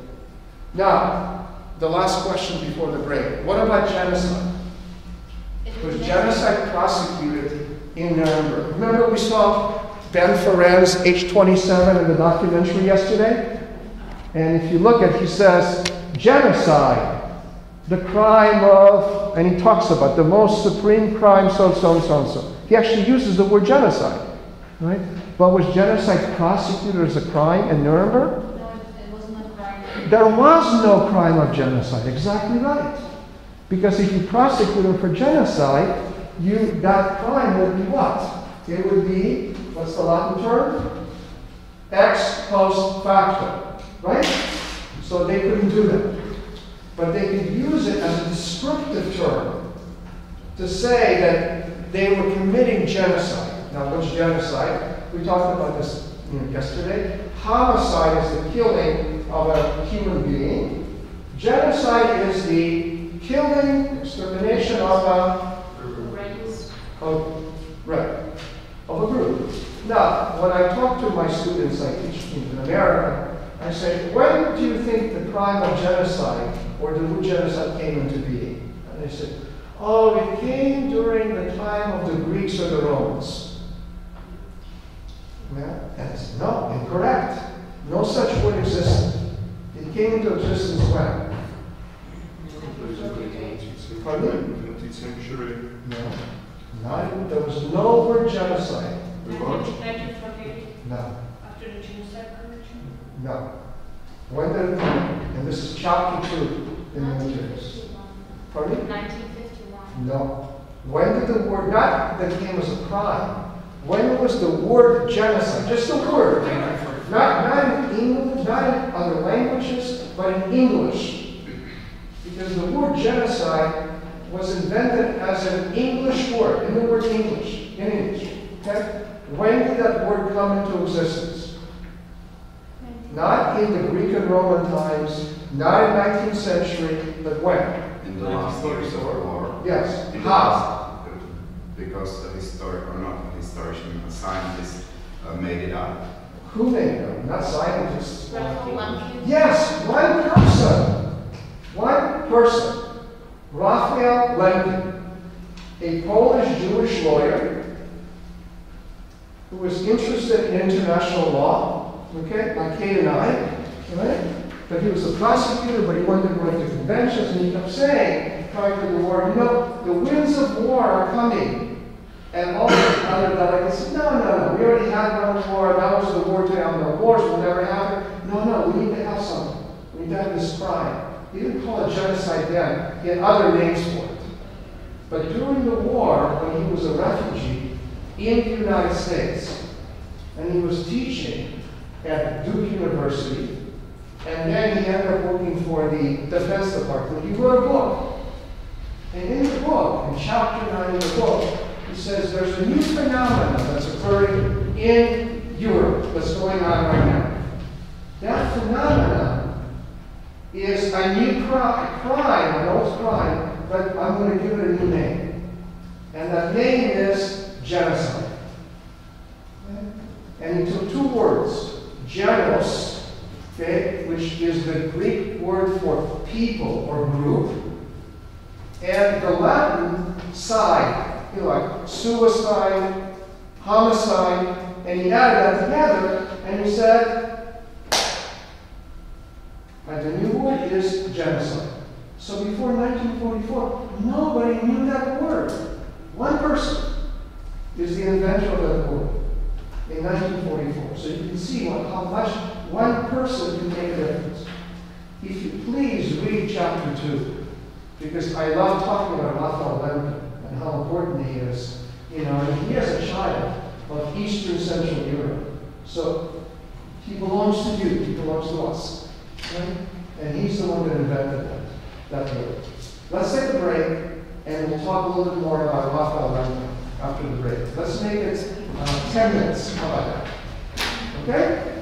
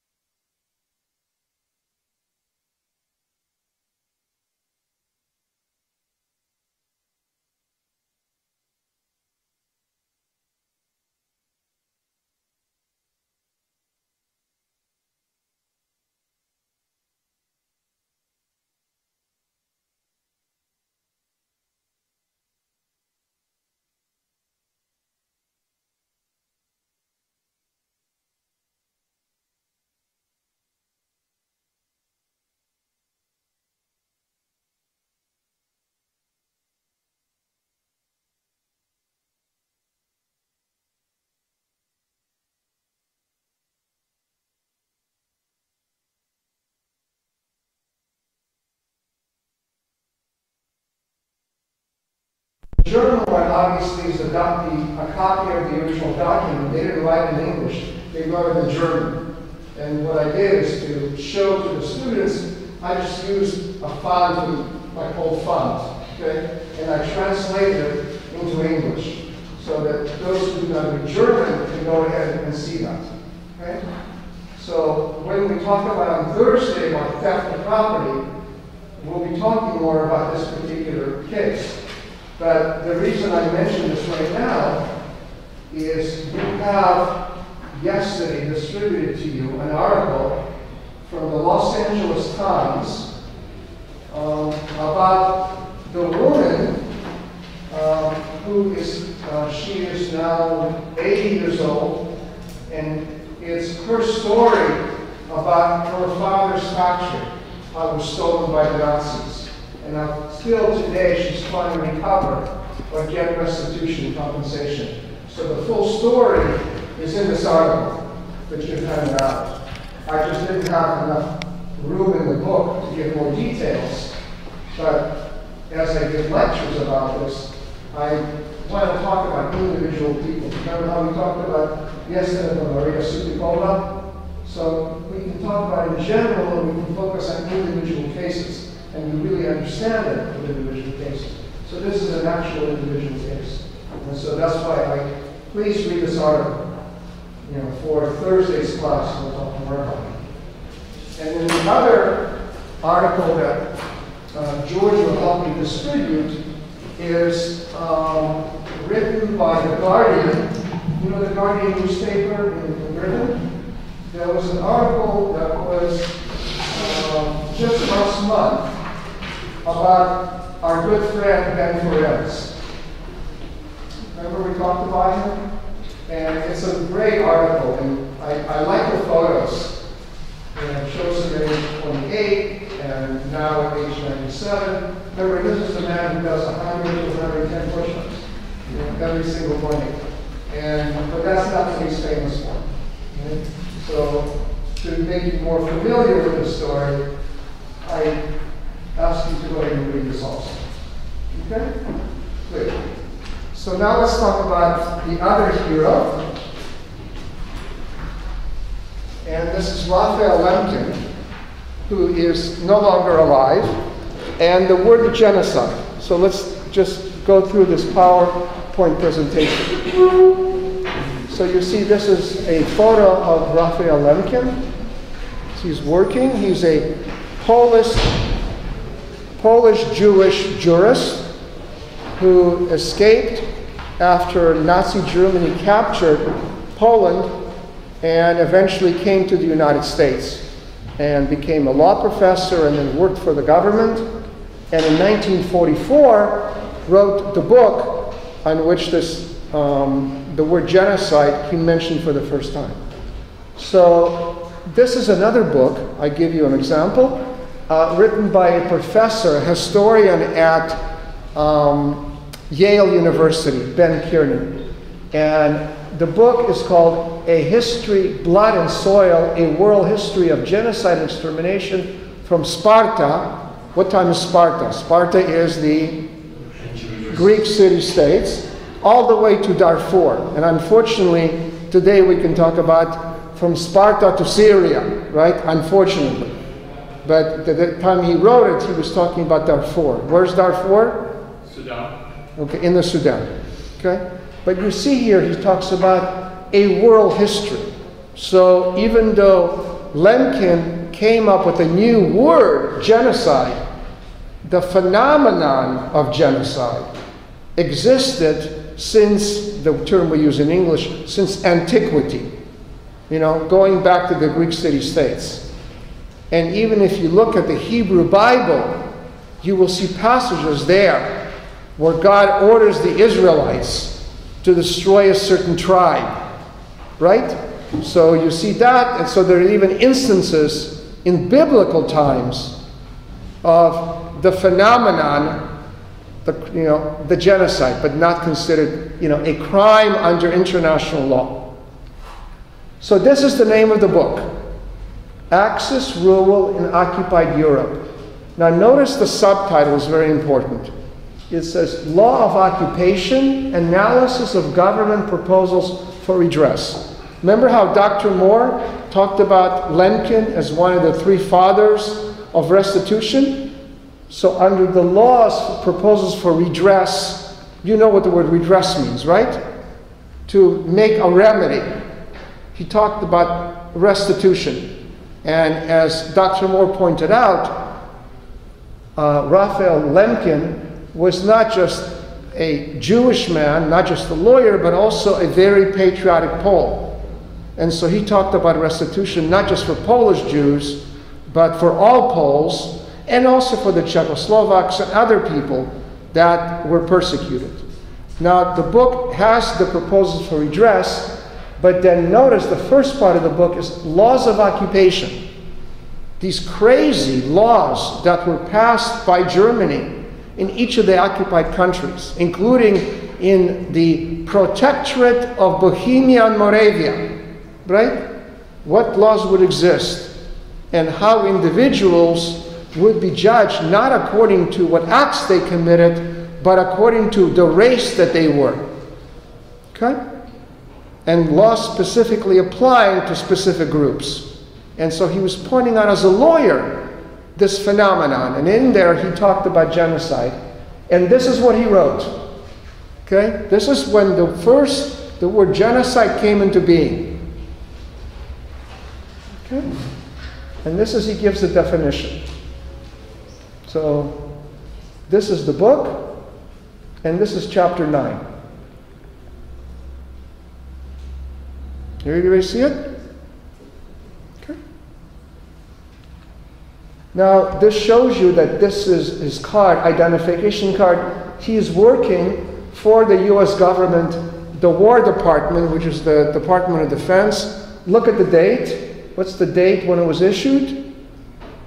Everybody see it? May 22nd, 1946.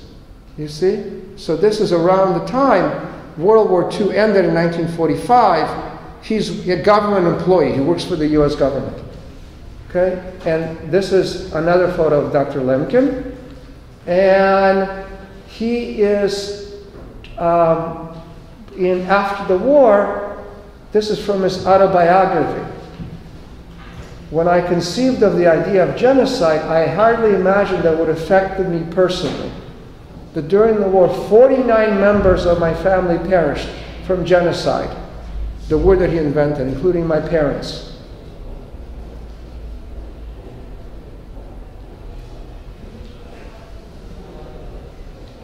Was I not under a moral duty to repay my mother for having stimulated my interest in genocide?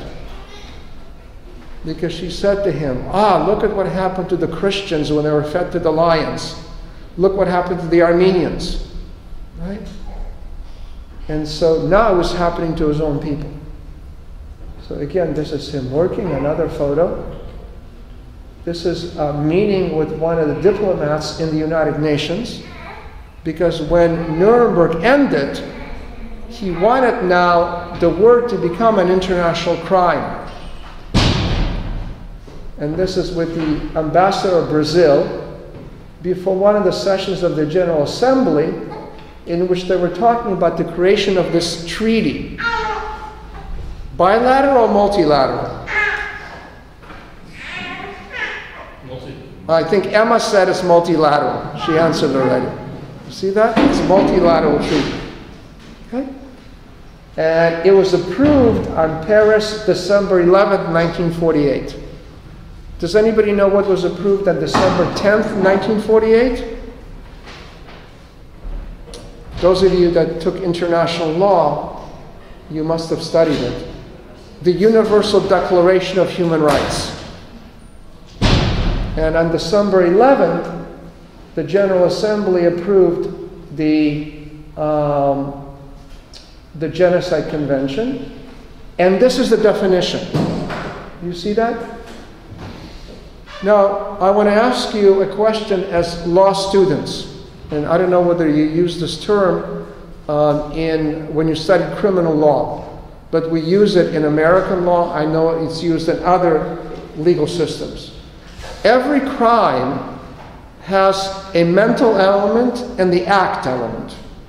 The mental element is called in Latin is the mens rea, and the act is the actus reus. Does anybody know? Have you heard that term?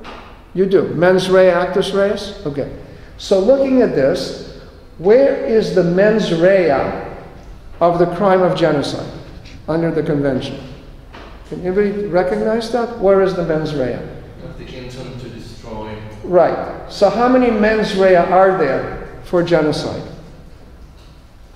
1, 2, 3, 4, 5. Do you see that? There's 5 ways that genocide can be committed as a crime. Not the 1944 definition of Raphael Lemkin.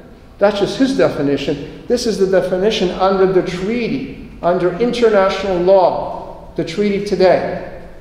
Now notice the last category, remember we talked about this last time? This is what happened to Maria Supikova. And that became the inspiration why that's one of the acts of genocide. So notice that genocide is not just the killing of the group, but other acts. Right? Now where is the mens rea of the crime?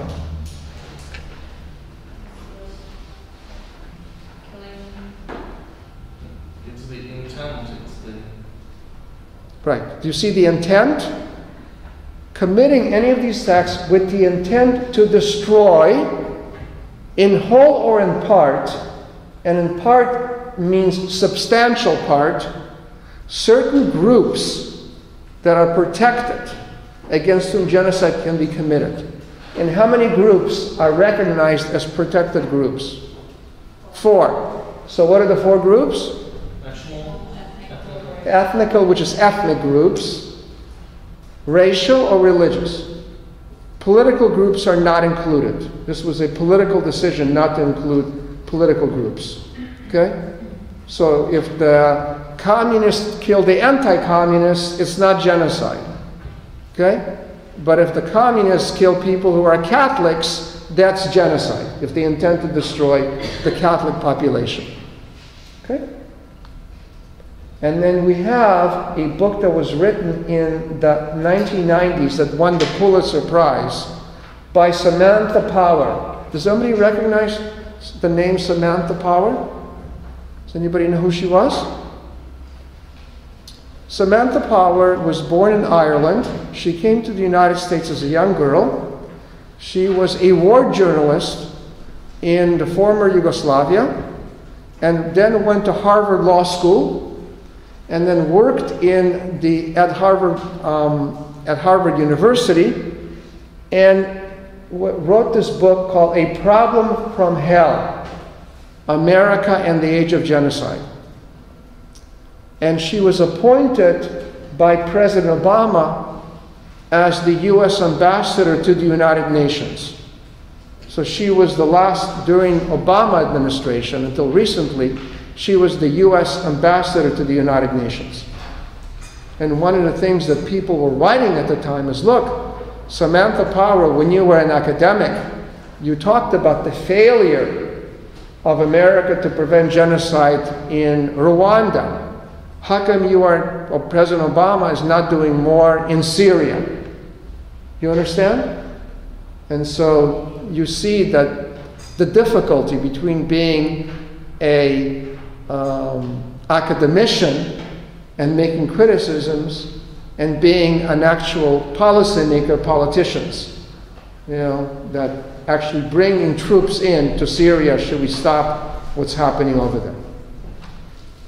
And this is a biography, the most recent biography that has been written upon Raphael Lemkin. Again, another photo of him. Okay, very good. George, could we then have the video? Yeah. Please. So now what I want to do is for us to watch the video of the Nuremberg trial, to go back again into the courtroom in 1945 and see what happened during that trial and have a discussion about it. So when did World War II finish? What's the date? Anybody remember? May 8th, May 9th. Okay.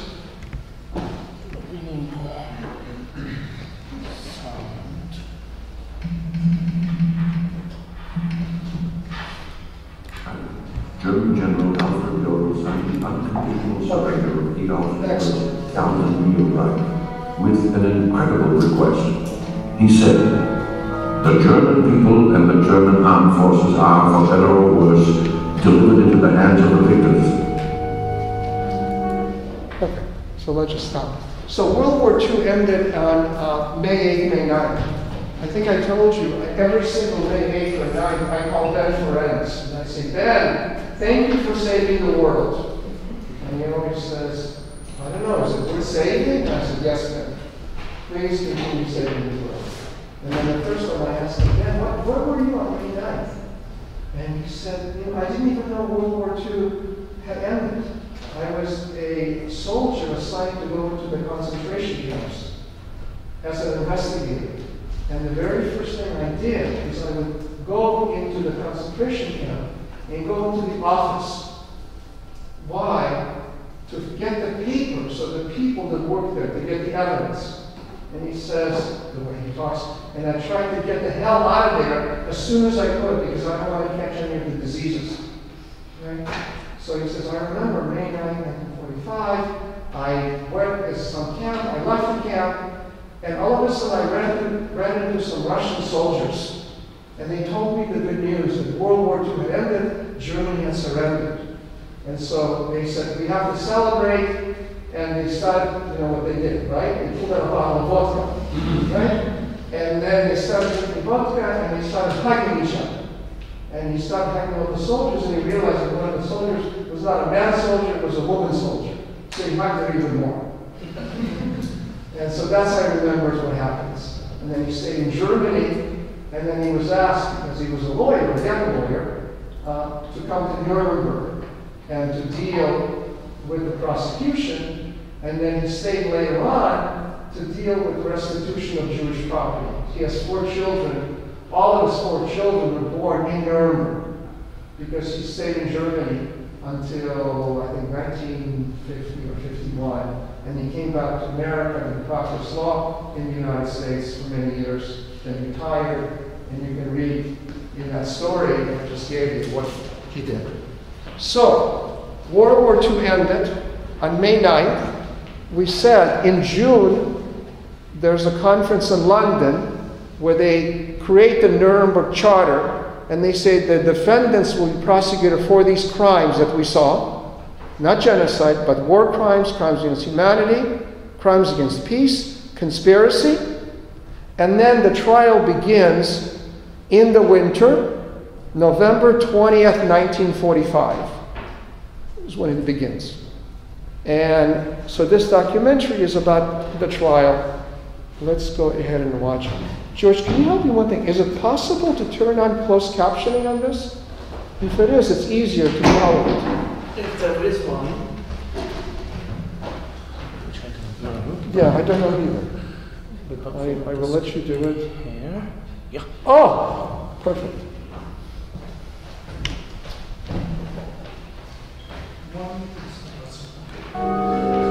In this hour, I can only express the hope that the victors will treat them with generosity. Even more incredibly, the victorious Allies answered the Nazis' a dozen years of unspeakable murder with a compliance to that request. Beyond all reasonable expectation, the despised peoples against whom the Hitler assassins had so brutally sinned rose to a shining hour of reason, justice, and civilization. The Nuremberg trials daunted humanity with its first and only chance to bring to judgment a crime so enormous, so shocking, so widespread, that its sheer scope threatened to overwhelm any hope of prosecution. And the special challenge was to do it not with victor's vengeance, but with the fairness and justice so scorned by the defendants.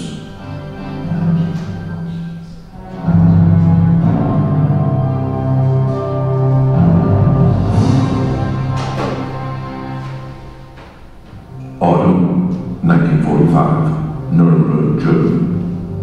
The faint echo of footsteps hangs in the air, still heavy with the stench of the dead and rubble. The clear-lit flags and massed stormtrooper banners are gone.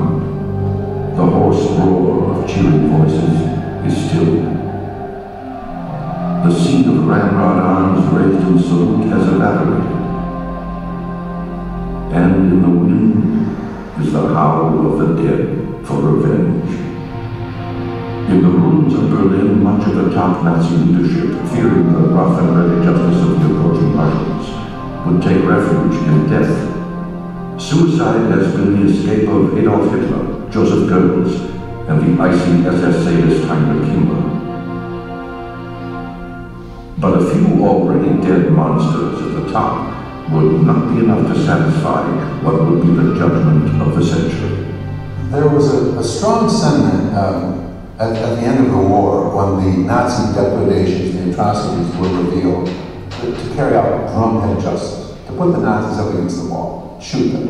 In the United States, Secretary of Treasury Morgenthau felt that this was the right procedure. In fact, Morgenthau advocated that the entire Ruhr Valley be devastated and that Germany be reduced to a purely pastoral or agricultural state. Morgenthau was opposed in the United States by Secretary of War Henry L. Stimson.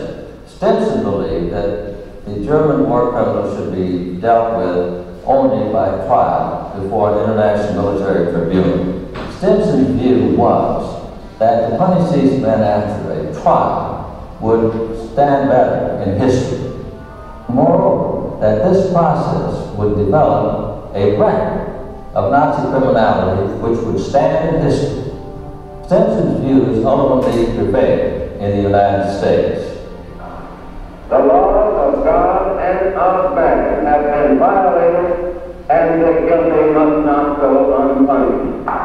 On May 8, 1945, President Truman appointed Supreme Court Justice Robert H. Jackson as the United States Chief of Counsel with the mission of bringing together the four major powers in developing an agreement for the trial of the major German war criminals. He also said that this must be a real trial, not a show trial, not a stopper trial, but a trial which could result in acquitting a defendant if the evidence did not show guilt. There were hundreds of thousands of foot soldiers, let's say the Nazis, who carried out the mass executions, operated the gas chambers, shot the hostages, and so on.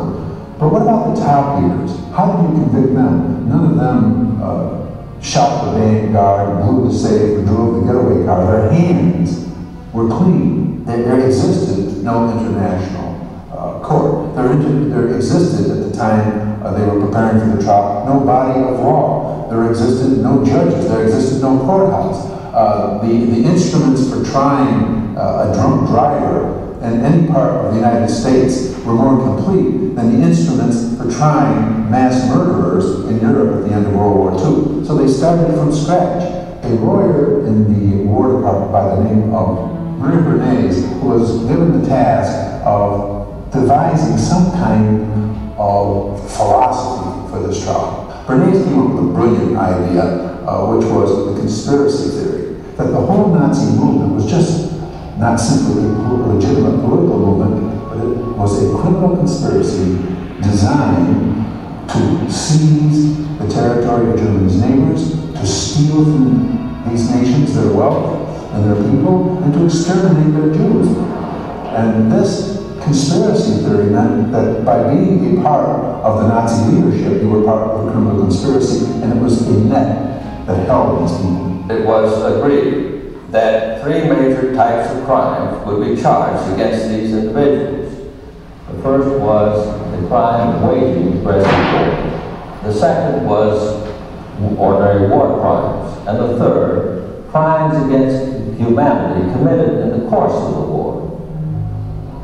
The indictment would reach unprecedented size with the declaration that the whole Nazi apparatus of repression and aggression would be indicted as criminal as well, including the Nazi Party leadership, the High Command, the Reich Cabinet, the Gestapo, the SS, with its hundreds of thousands of members, and the SA Brown Shirts, whose rolls numbered about 4.5 million. With harsh irony, the city of Nuremberg, the mystic home place of Nazism, was picked as the trial's location. The courthouse is only a mile or so away from the Nuremberg Stadium. Hitler and Goering and Hess screamed their defiance of other countries. So it seemed fitting that a lot of it started there and it should end there. One of the few almost intact structures was the old Palace of Justice, an imposing building of great size with a commodious cell block and fine security. They took the adversary system of Anglo-Saxon justice used in England and our country, which meant to have a prosecutor contesting a defense counsel. Then they borrowed from the continental system the idea that judges will receive the evidence and make the determination rather than a jury. So you had a hybrid continental and Anglo-Saxon court. Everything you knew, never tried before. Well, one of the major questions is who's going to be brought to trial? And the British had a list, the French had a list, the Russians had a list, we had a list. At times that list may have been as long as 100 people. A compromise was reached and 22 prisoners were indicted. The majority of the defendants were provided by the American side. Why? Because we held most of them. We had them in our POW cages. The Russians were a little bit miffed at this. From his opening statement and on throughout the proceedings, Justice Jackson's startling eloquence would burn the trial into history. That four great nations, flushed with victory and stung with injury, stay the hand of vengeance and voluntarily submit their captive enemies to the judgment of the law is one of the most significant tributes that power has ever paid to reason. The chief defendant stood accused of enough guilt to warrant 20 million murder trials. Even brought to bed, they exuded defiance. Hermann Wilhelm Goering, former Reich Minister and number 2 to Hitler, would prove an unpleasant surprise for the prosecution. Confounding his image as a bloated, hedonistic clown, he would spring a steel-trap mind and intimidating personal force to boldly rally the accused in the fight for their lives. Rudolf Hess, third highest in the original Nazi power bloc, sporadically mined madness. But the Russians had special reasons to want his blood. The slave laborers in the V2 plants, run by armaments minister Albert Speer, died at a rate of 108 per day. It is hard now to proceed in these miserable lives as captives. Jackson's scathing tongue labeled the accused mercilessly. Foreign Minister Joachim von Ribbentrop was the salesman of deception. Party philosopher Alfred Rosenberg, Nazism's intellectual high priest. Walter Funk, the banker of gold teeth. Hitler Youth leader Baldur von Schirach, the poison of youth. Fritz Sauer, cruelest slaver since the Pharaohs. He might have gone on. Seyss Inquart, hangman of Holland. Frank, Jew butcher of Krakow. Stryker, merchant of hate. Frick, perverter of law. Born, Frisch, von Neurath, Schack, Dönitz, and Rader, conspirators of international murder. It would be what England's Lord Burgett would call a duel to the death between the representative of all that is worthwhile in civilization and the last surviving protagonist of all that is evil. With the bitter emotions of the Nuremberg trial about to break loose, army built up security. There were fears on a couple of occasions that there might be remnants of the SS that would organize and try to take the prisoner. At various points in the trial, tanks would be surrounding the courthouse. There would be riflemen on the rooftops because they didn't know what the attitude of the German people were going to be. The interesting thing is that the attitude was one of almost total indifference. The German people at this point were shattered, their cities lay in ruins, they were looking for a bar of soap, something to eat, crust of bread. They couldn't care less what was going on in that courthouse. An American colonel, Burton Ambrose, a humorous Nazi-hating disciplinarian, took charge of the prisoners. He happily put the corpulent Goering on a strict diet that shrunk 80 pounds off his 5'6" frame. After the suicides by hanging of second-rank prisoners Robert Lee and Leonardo Conti, guards glared steadily into the lighted cells through watchports day and night.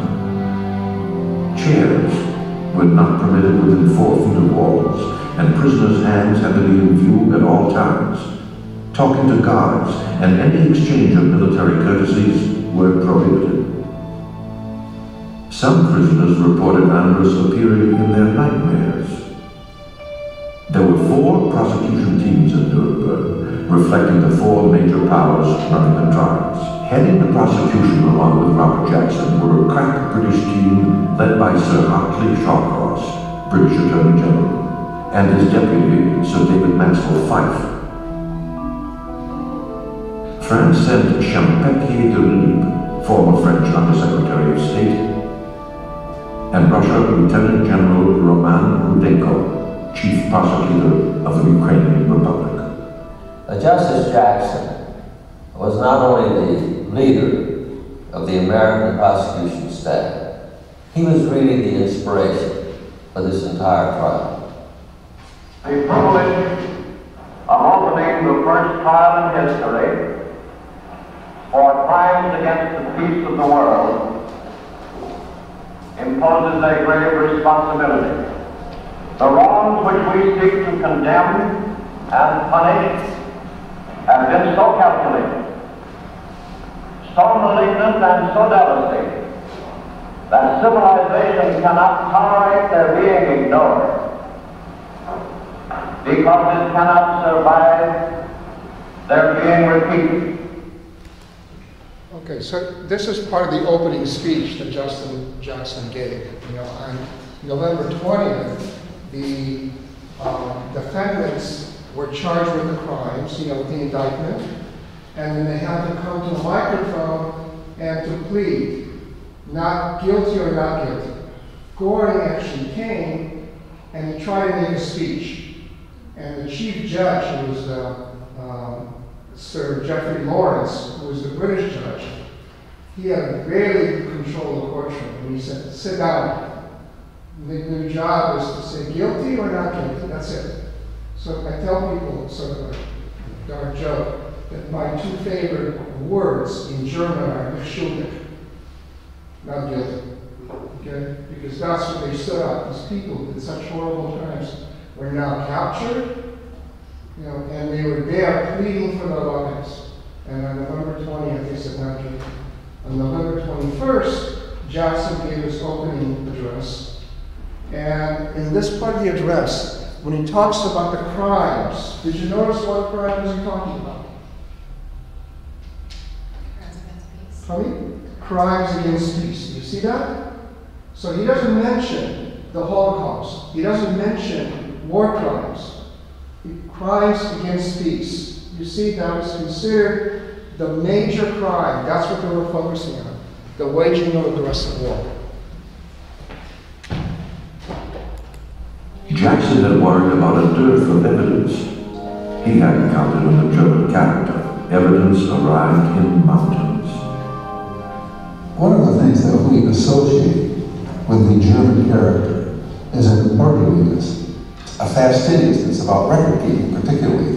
The thump of the rubber stamp on a document is a very Teutonic sound. During the course of the Nazi regime, this quality of character persisted. virtually everything that these people did was documented. 47 crates of binders, 3,000 pounds of Nazi Party records, tons of diplomatic papers, 12 volumes of secret foreign policy conference records, and miles of film poured in.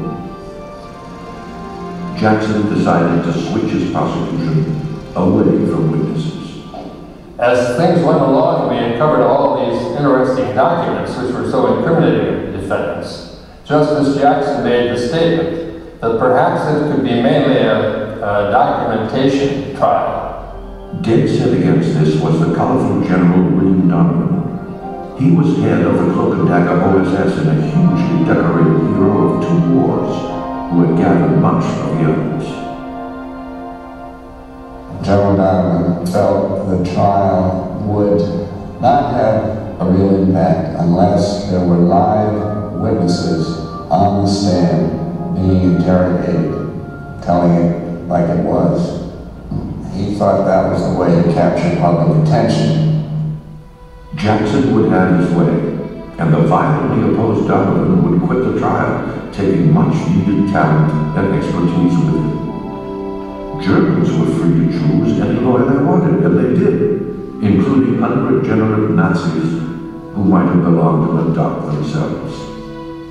The defendants had, in effect, a gilt-edged defense. Any poor defendant in an American court today would be lucky to have the quality of defense, because some of these people were top lawyers in Germany. Some of them went on to fabulous careers in the years following the war. The primary defense of the German lawyers at Nuremberg on the question of aggressive war was that the charge was ex post facto. They argued that never before had any head of state been called upon to answer the crime of waging aggressive war, and that there was no juridical basis for this charge. Sir Huntley Shawcross replied, "I suppose the first person ever charged with murder might have said, 'Now see here, you can't do that. Murder hasn't been made a crime yet.' The tribunal said, 'The very idea that states commit crimes is a fiction. Crimes are always committed by persons. Men who exercise great power cannot be allowed to shift their responsibility on the fictional state which cannot be produced for trial.'"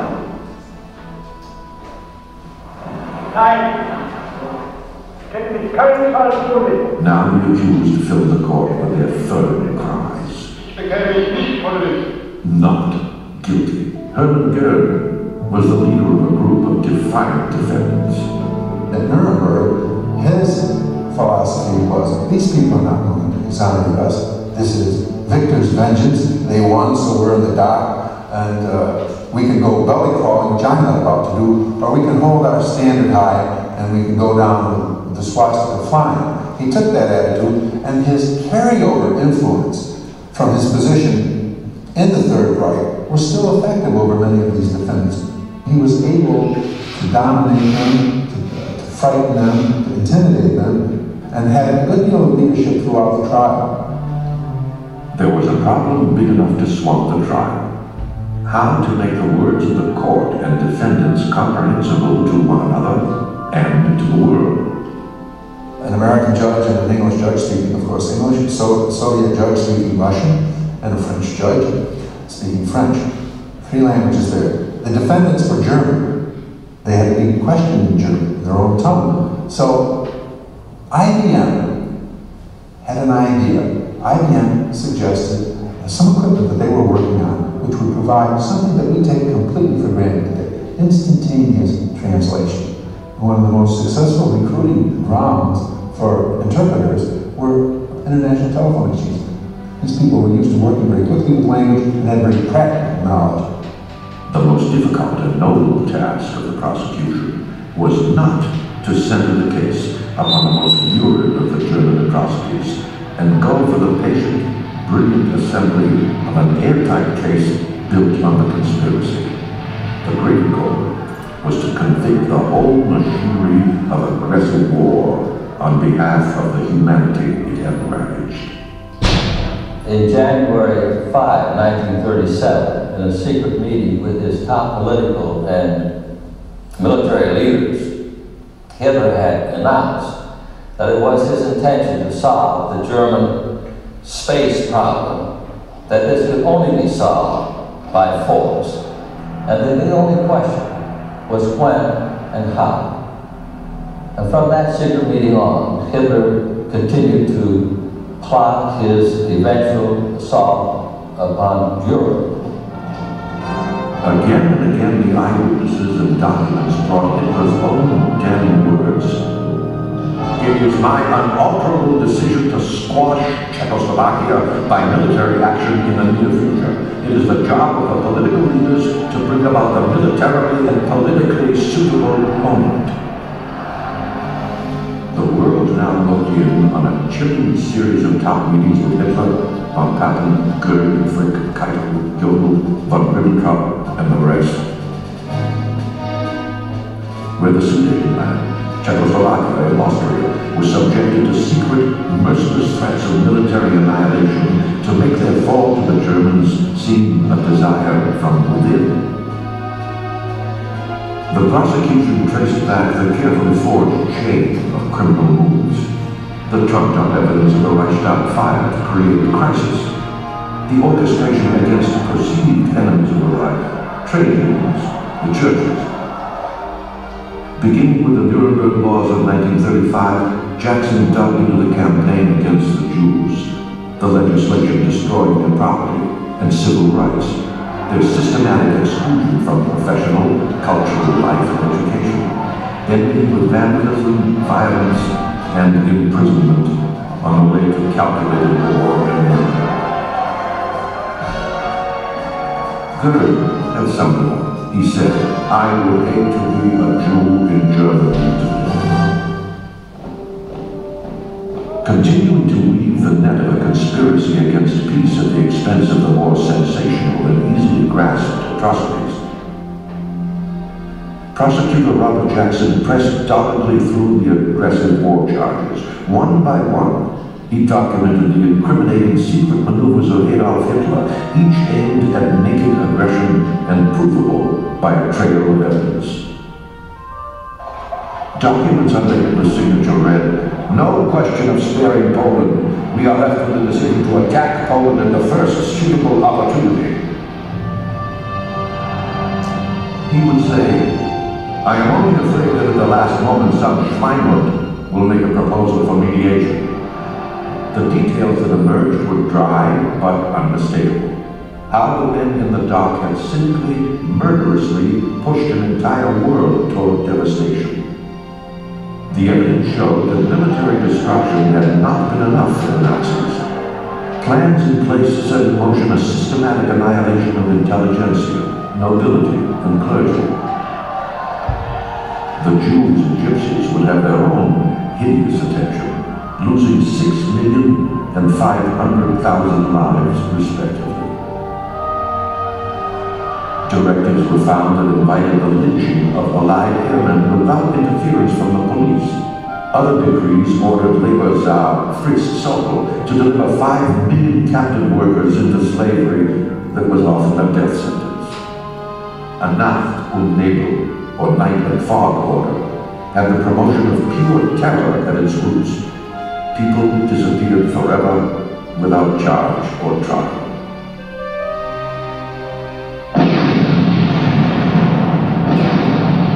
The conspiracy spiraled with attacks on Norway, Denmark, Holland, Belgium, France, Greece, Yugoslavia, and Russia.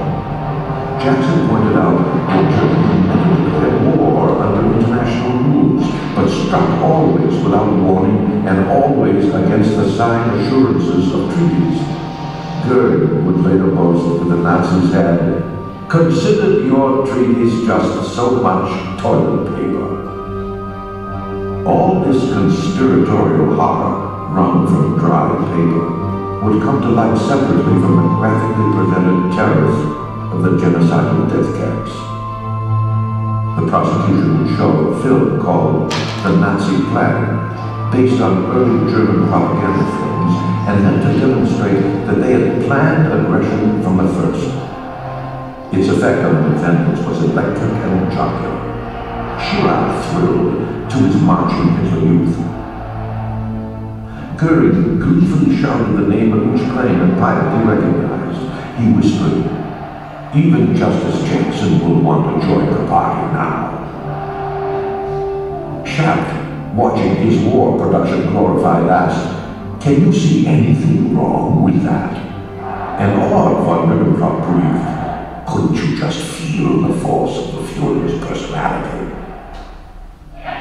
The mood of the defendants changed sharply when the film turned to the cruel and humiliating kangaroo court trial of those accused of the bomb plot against Hitler. As the Nazi prosecutors screeched abuse, the accused at Nuremberg solely contrasted the vicious justice of the Third Reich with the even-handed tone of their own trial. Jackson, the brilliant rhetorician, was less skilled in the court remarks of cross-examination. His shortcomings were often shared by lesser prosecutors who became tangled in droning details. World interest waned. The fear of Justice Jackson was that the moral authority would just leak out of this trial as it dragged on and on and on. In the end, it lasted 11 months. He attempted to try to stifle the amount of just sheer hatred that the German defense could introduce. Jackson began to see the International Military Tribunal as foes arrayed against him. Especially vexing were his fellow American Francis Biddle and the Englishman, Sir Geoffrey Lawrence. Lawrence wanted to rob the defendants of any capacity to claim that they were given a complete defense. Goering has just testified on his own behalf, and then he's being cross-examined by Justice Jackson. This is a dramatic high point, and everyone is waiting to see how the champion of justice and democracy deals with the champion of Nazi evil. So you see, the highlight of the trial is when defendants, the prosecution case ended, like any trial, and then the defense has to put on its evidence, right? The defendants did not have to testify, not all of them did. Most of them took the stand, and the lead defendant, you see Hermann Göring, ended up taking the stand. And there was much anticipation. What would happen when Göring testified? And after he testified, answering questions by his own defense attorney, Justice Jackson then had the chance to cross-examine him. The British prosecutor had a chance to cross-examine him. The Russian prosecutor, the French prosecutor. And what happened there is that first, Göring had an advantage. The advantage is that he understood English.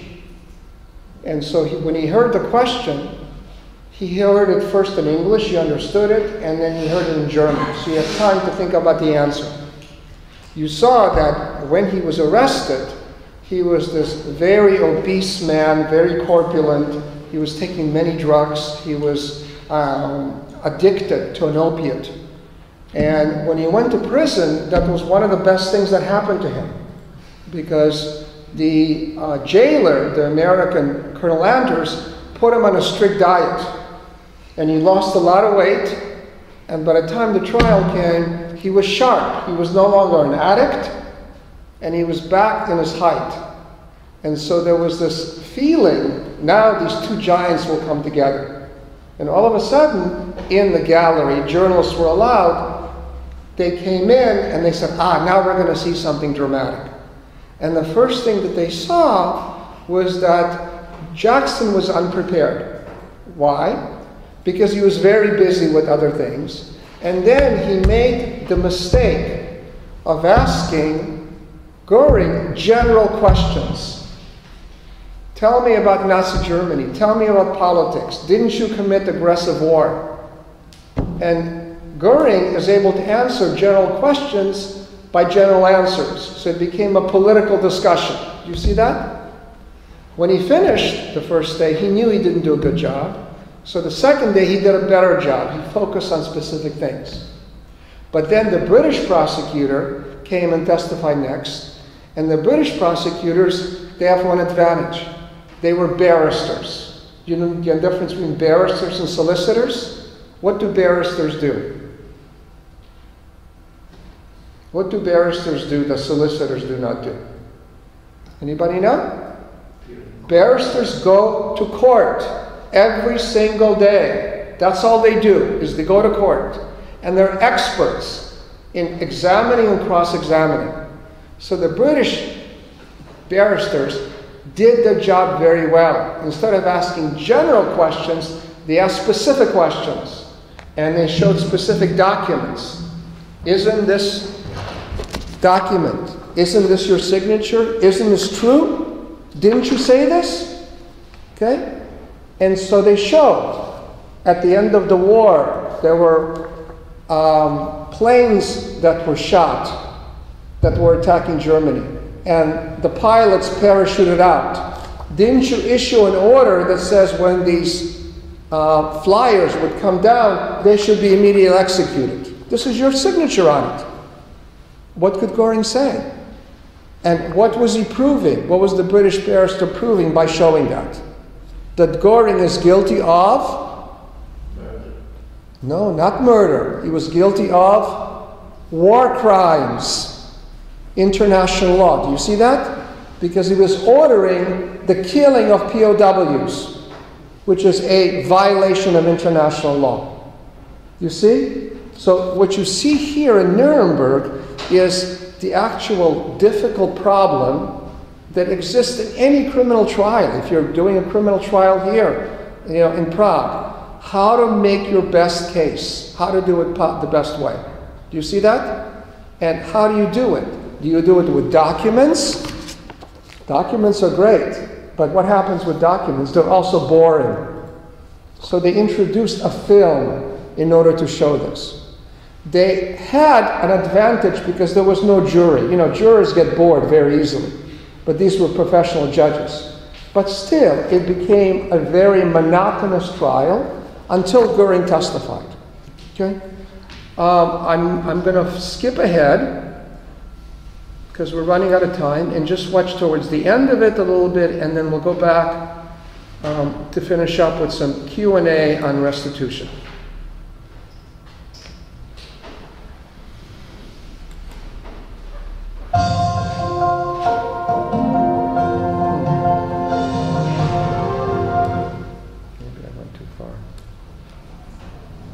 Jackson was furious.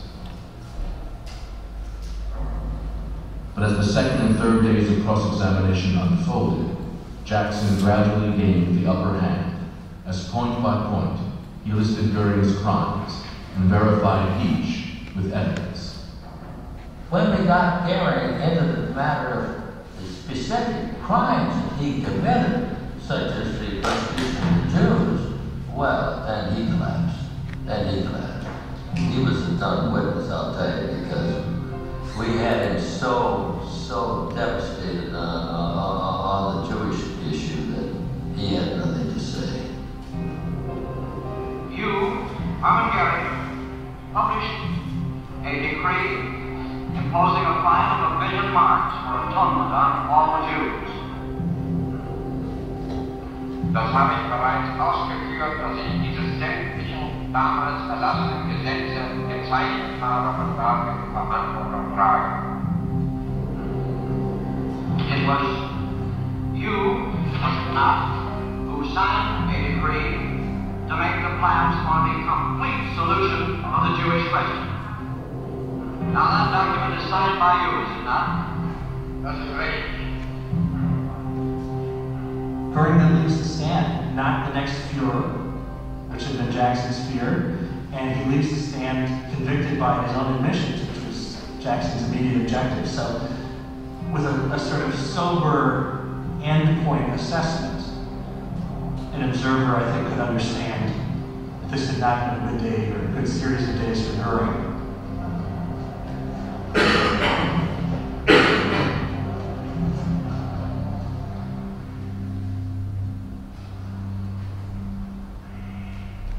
Over the next 4 months, most of the other Nazi leaders testified in their own defense. Some claimed they had merely been following orders. A few admitted responsibility for crimes. The defense finally rested on July 25, 1946. The next day, Robert Jackson delivered his long-anticipated closing argument.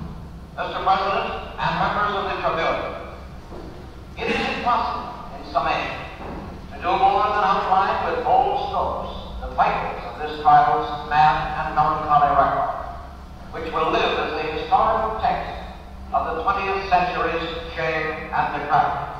It is against such a background that these defendants now ask this tribunal to say that they are not guilty of planning, executing, or conspiring to commit this long list of crimes and wrongs. They stand before the record of this tribunal as blood-stained Gloucester stood by the body of his slain king. He begged of the widow, as they beg of you, say I slew them not.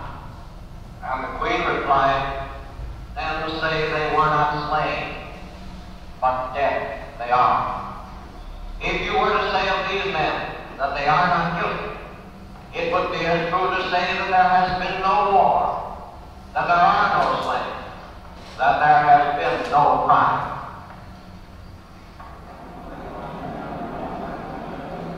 On September 2nd, after 216 days in court, the International Tribunal retired to deliberate the fate of the accused.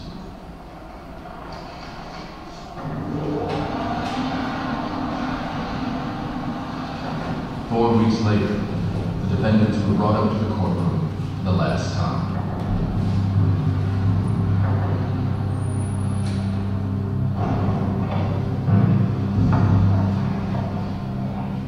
The overflow crowd hushed in anticipation as Lord Lawrence read out the judgments the tribunal had reached. Defendant Chapman University on the counts of the indictment on which you will be convicted, the International Military Bureau sentences you to death by hanging. Defendant Rudolph Hess on the counts of the indictment. Goering and 10 others were gagged. 7 defendants received prison sentences. 3 were acquitted.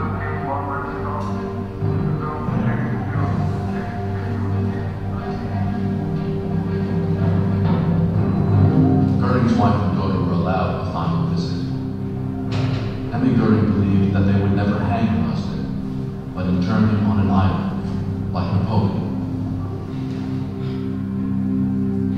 Goering demanded a final swallow, an execution he thought more befitting his rank. They will not hang me, he vowed. His request was denied. At 10:45 p.m. on October 15th, 2 hours before Goering was to hang, a guard noticed him put an arm to his face and begin to choke. He had managed to get hold of a capsule of potassium cyanide. Within a few minutes, the Nazi warlord was dead. I decided to take my own life, Hermann Goering had confided in a letter to his wife, lest I be executed in so terrible a fashion by my enemies.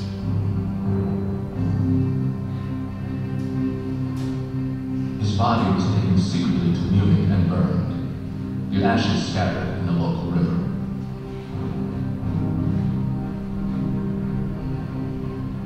Over the next 2.5 years, the courtroom in Nuremberg saw 12 more trials of another 184 Nazi officials, including physicians, judges, bankers, and industrialists. 24 were sentenced to death.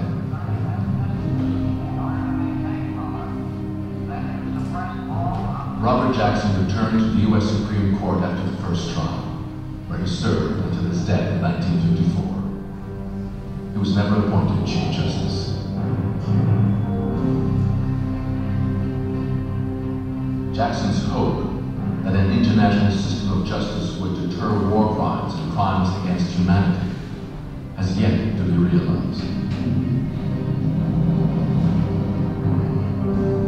But Nuremberg did establish an important precedent. Those responsible for atrocities even heads of state could be brought to trial. And if the hand of vengeance were stayed, justice could prevail over evil.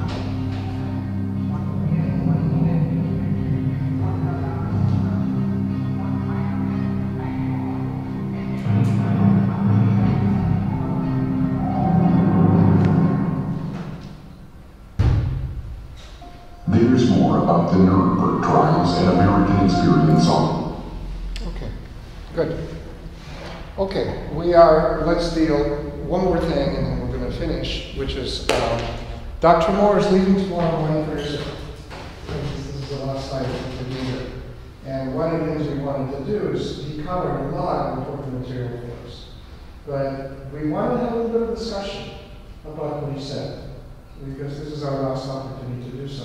So if I can have you come here, and we can focus on the restitution part and have a small discussion.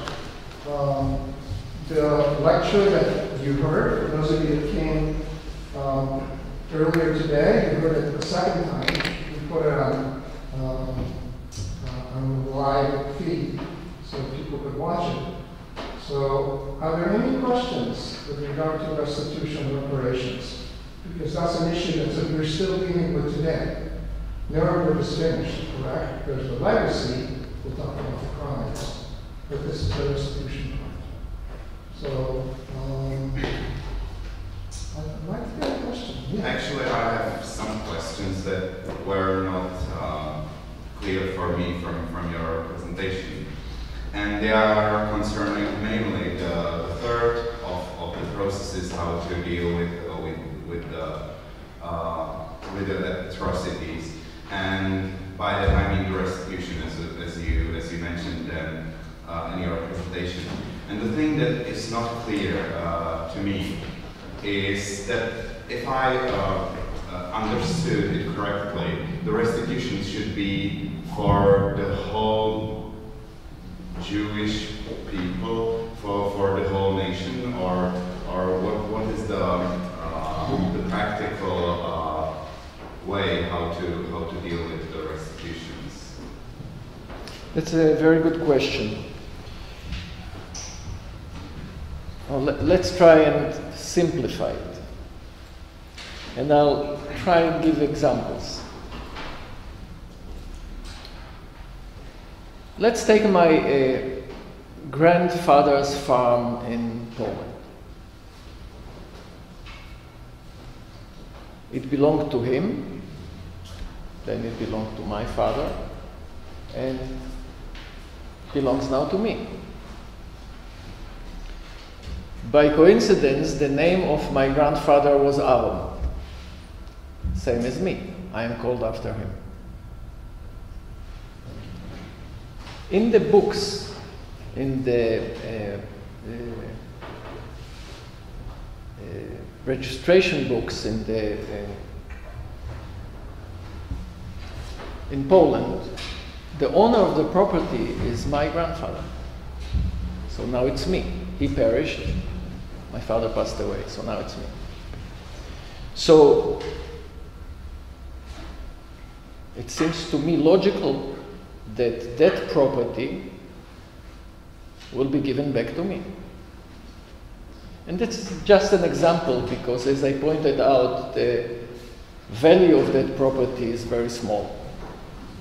I will never become rich if I officially get it back. So this is as far as it goes to individual property that can be pointed out. Then there comes property, and this is basically, as we analyzed, this is businesses or real estate. Okay? Then come all the other categories of property that cannot be singled out, cannot be pointed out. Well, this belongs to you, such as house, furniture or house utensils or whatever. But that belonged to someone. I assume that in the house of my grandfather, they existed. It was a house. A family lived there. So it's not only the buildings and the land, it's also the belongings. Now, they don't exist, or they were taken away, or they vanished. But this is also a component that should go back to the heirs or the owners. So this looks as if it looks logical. It has some basis in the existing laws, and it looks manageable, let's say for a moment.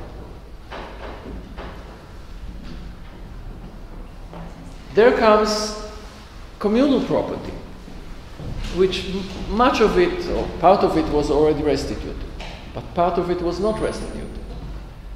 Whom should the communal property go to if there are no Jewish communities in those places? Question mark. My attitude is that it should go back to Jewish people, first and utmost from the same country. So if in Poland there is communal property, and at this moment in time there are no Jewish people there, so you cannot give it back to them, this property should go back to Jewish people who lived in Poland and are now dispersed wherever. They should decide what to do about it. They may decide to maintain it.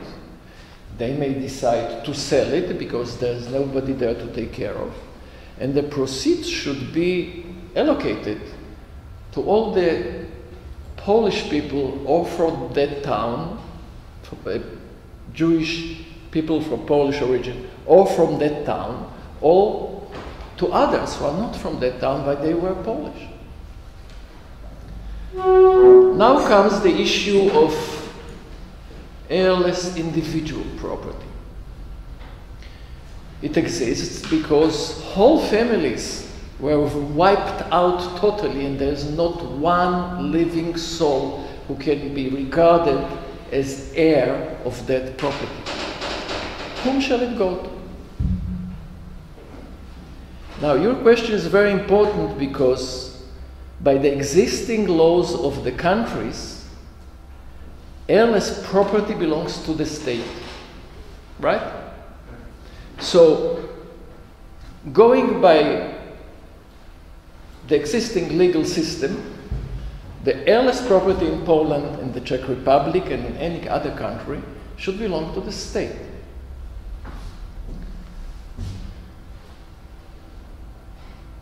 Is this right?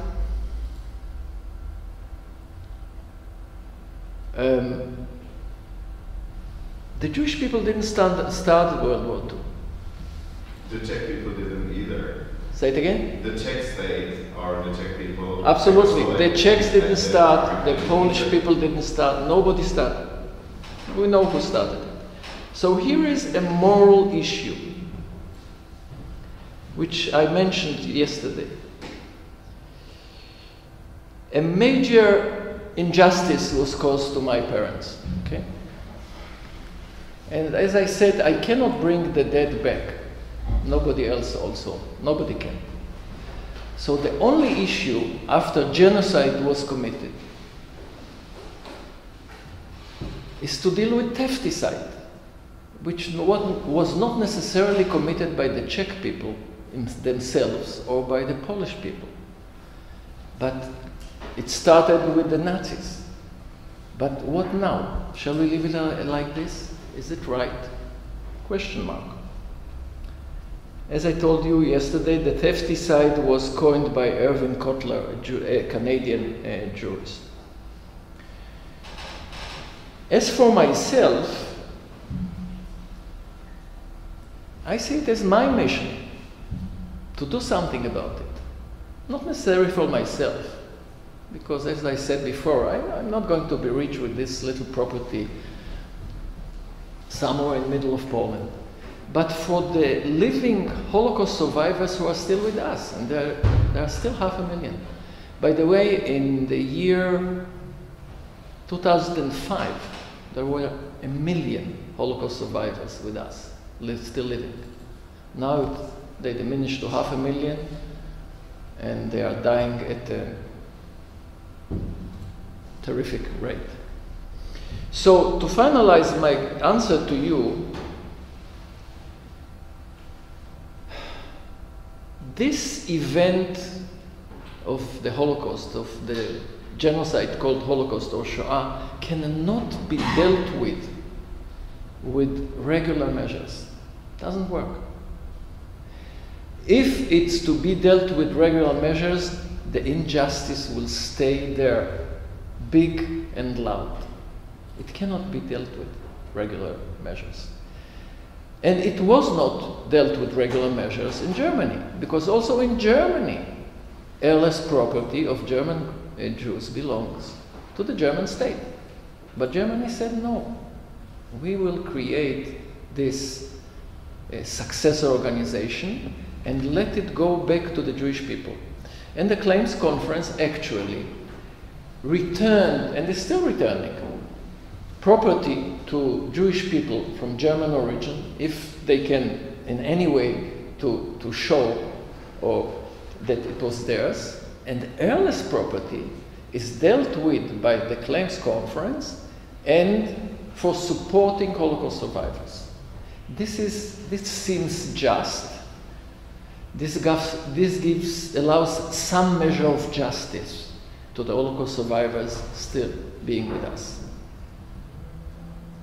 However, you could have asked me a follow-up question. How can the states afford it? Can the Czech Republic now restitute to the Jewish people $702 million of 1938 that are worth now who knows how many billions?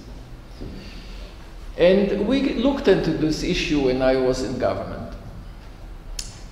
We calculated, we looked at the economic situation of Poland, for example, because Poland is up in the ladder there. And we came to the conclusion, so we looked at the existing.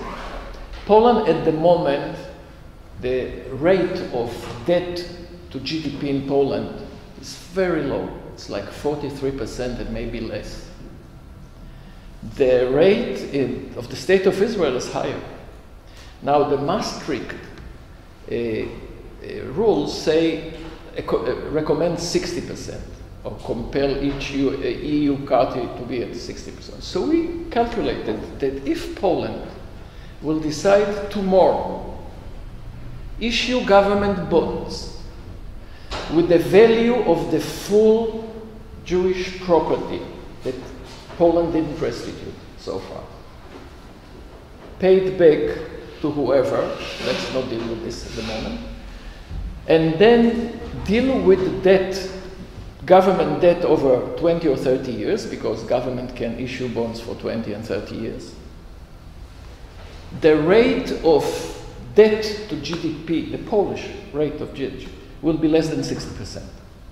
So they will still be within the Maastricht Treaty rules, and they can do justice to the people, the Jewish people or their descendants or the non-existent ones in that way. Same can do every country in Europe. Does it make sense? Did I answer your question? Yes, but I have a follow-up question, because, for example, when I read some testimonies from the period before the World War II, many of those people who later ended up in the concentration camps and eventually found death there were of the Jewish origin, but would not identify themselves as, for example, part of some Jewish nation. And also, whilst being Jewish, apart Jewish, they were, for example, Czechoslovak citizens. So, by this restitution, wouldn't the half of them, which was the citizen of the state, like, you know, I'm a bit confusing myself at the time, but the restitution should also go from a half or so to the state, as they were citizens of that state, and for example, the state has the right to have the possessions of people without heirs. Yeah. If I'm making myself clear. Well, I'll try and help you in a way. You're absolutely right that by the regular law, their belongings, their property belongs to the state. And as I said before, because this unique phenomena, which was the greatest looting, the greatest robbery that in history, in human history, that followed genocide, the Holocaust. If we want to achieve some measure of justice, it cannot be dealt with by regular measures. It doesn't work. Because in the regular measures never anticipated such an extraordinary event. Now, this is not only my conclusion. This was the conclusion of Lemkin and of the others, who said, never mind the Holocaust. The robbery in Europe that occurred during World War II can also not be dealt with regular measures. It doesn't work. So this is number one. Number two, this is one clarification. Number two, those people who didn't identify themselves with Jews, they were still killed. They were murdered. They were exterminated. The Nazis did see them as Jews. Period. They didn't care if they didn't identify themselves. They, as we all know, they defined who is a Jew, how many generations back, from what, and if you were within those parameters, Auschwitz. So, by this act, by being murdered, those people, they believed it or they didn't believe it. They were Jewish. I mean, they were Jewish by their origins. But to add the issue of belief or not belief, it was irrelevant to the Nazis. So how can it be irrelevant now to those who stayed here? It's a big question mark. Me personally, I don't think that a measure of justice can be done by analyzing it in that way.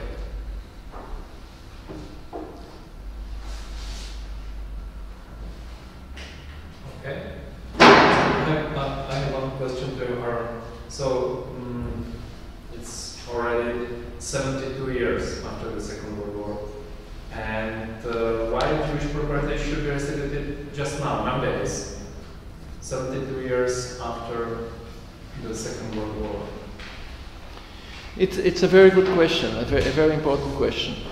You are absolutely right that it better be dealt with immediately after the war. Of course. And that was the intention of the three fathers of restitution. They said, let's deal with it immediately, otherwise it's going to be a mess. And actually, there are nowadays examples of the mess it created. Look what's happening in Warsaw. Nowadays, in Warsaw, for instance, there is heirless property that were overtaken by whoever. It was supposed to be kept by the city one way or another, but apparently it was overtaken by people. There's a big mess of bribes and you name it. So definitely, if it would be dealt with immediately after World War II, more justice would be done.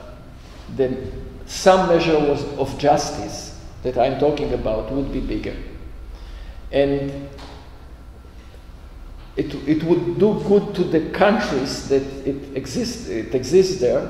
I mean, those instances of bribery and of monkey business would not happen. The deeds of the properties would be clean, which would enhance the economy, each economy. Because if deeds are clear, then you can sell them, you can buy them, the economy works better. So there are many advantages of all this being dealt with in 1945, 1946, 1947. Unfortunately, it wasn't done. Not because the Jewish people didn't want to, but they were not, I mean, the Jewish people didn't make those claims then because they were busy with putting together their lives. As the Germans didn't have anything to eat, and didn't have jobs, and didn't have places to live, it was the same with the Jewish people. So it was impossible to deal with it then. So there are two options. Let's leave it. Let's forget about it. One option. The other option is let's try and do something about it. And I'm talking about some measure of justice. I personally don't think that we can restitute 100% of the Jewish property. Not doable. But I think that a percentage could be higher than 15 or 20%. And this will create some measure of justice, and it will close a chapter in all those countries and with the Jewish people that is unclosed now, and it will do a lot of good to those countries that we are talking about and to the Jewish people as well. I believe that this chapter should be closed, but it should be closed with some measure of justice, not just, 72 years, forget about it. It doesn't sound right to me. Okay, my follow-up question, what should the state do in the case that the property during the time changed the owner? Because, you know, it could happen to the state, and could it be sold? It's a very important question. The attitude of those dealing with it, including myself when I was dealing with it on behalf of the government, is that we by no means we don't want people who are living, bought it, rebought it, resold it, so to be evacuated. No. We feel that in such cases it's the responsibility of the government, stroke city, stroke region, stroke you name it, it's the responsibility of the government to compensate the owner. Not to evacuate somebody who lives there, was he a trespasser or not, but to, why? Because when the first trespasser went to live in a flat or a house that belongs to Jewish people and they were sent to Auschwitz, it's in Germany definitely, those houses were allocated to party people. It saved the state of building another house, of supplying that person or that family with a place to live. So there was a saving there. So part of the saving, whole of the saving, in our opinion, should go as compensation, financial compensation to the owner of their house, or the Jewish people, or whatever. Okay, thanks. Does it make sense? Okay. And I heard about the initiative of Mr. Levin from London. Say it again? Mr. Levin from London, yeah. The initiative of people around Mr. Levin. Because, for example, this initiative had the goal to find the people who survived and to whom depends some property in Czech Republic. Yeah. And what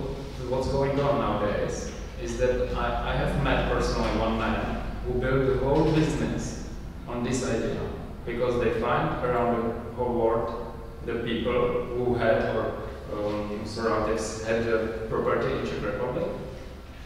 They make everything regarding law, so some processes with needs, and then finally they came to them, okay, we did for you this, and this, and for example, the worth of this house, you restituted is 4 million crowns, and our work cost about 2 million crowns, so I give you 2 million crowns and we are okay nowadays. But the price of the building is in reality, for example, 16 million crowns. And I'm thinking about that it's not better to let it be owned by state than this situation. It's an important question.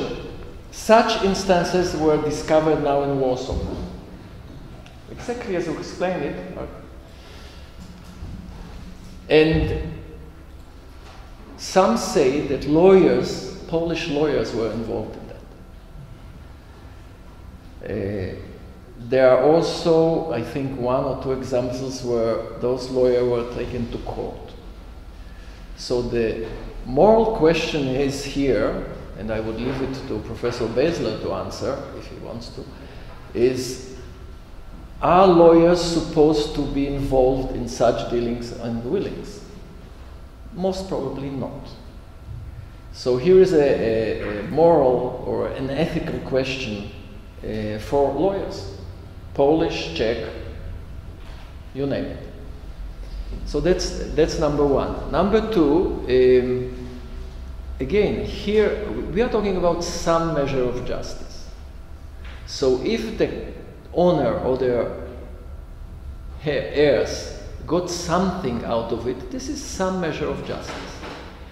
For the rest of it, they didn't get it, okay? But some measure of justice was done. So, in my opinion, this is the minimum that should be done in this case. If there are other issues, ethical or legal or criminal involved, the state should deal with it. And they are doing it one way or another in Warsaw. Does it make sense to you? Yeah. Okay. I have to say as a lawyer, of course lawyers should be involved. Don't keep us out. We are the champions of justice. Without us, you're not going to be able to get anything. So on that note, it's now 7:06. Thank you very much for your attention. Again, in the American way, please let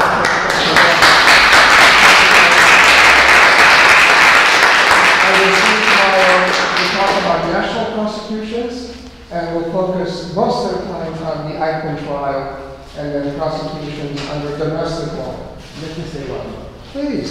Well, as I told you at the beginning, it is my first time that I speak about those issues after my PhD was approved.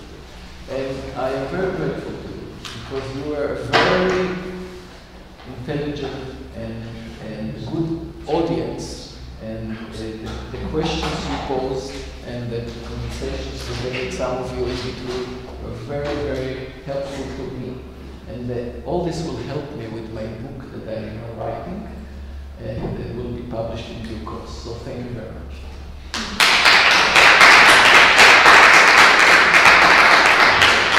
See you tomorrow.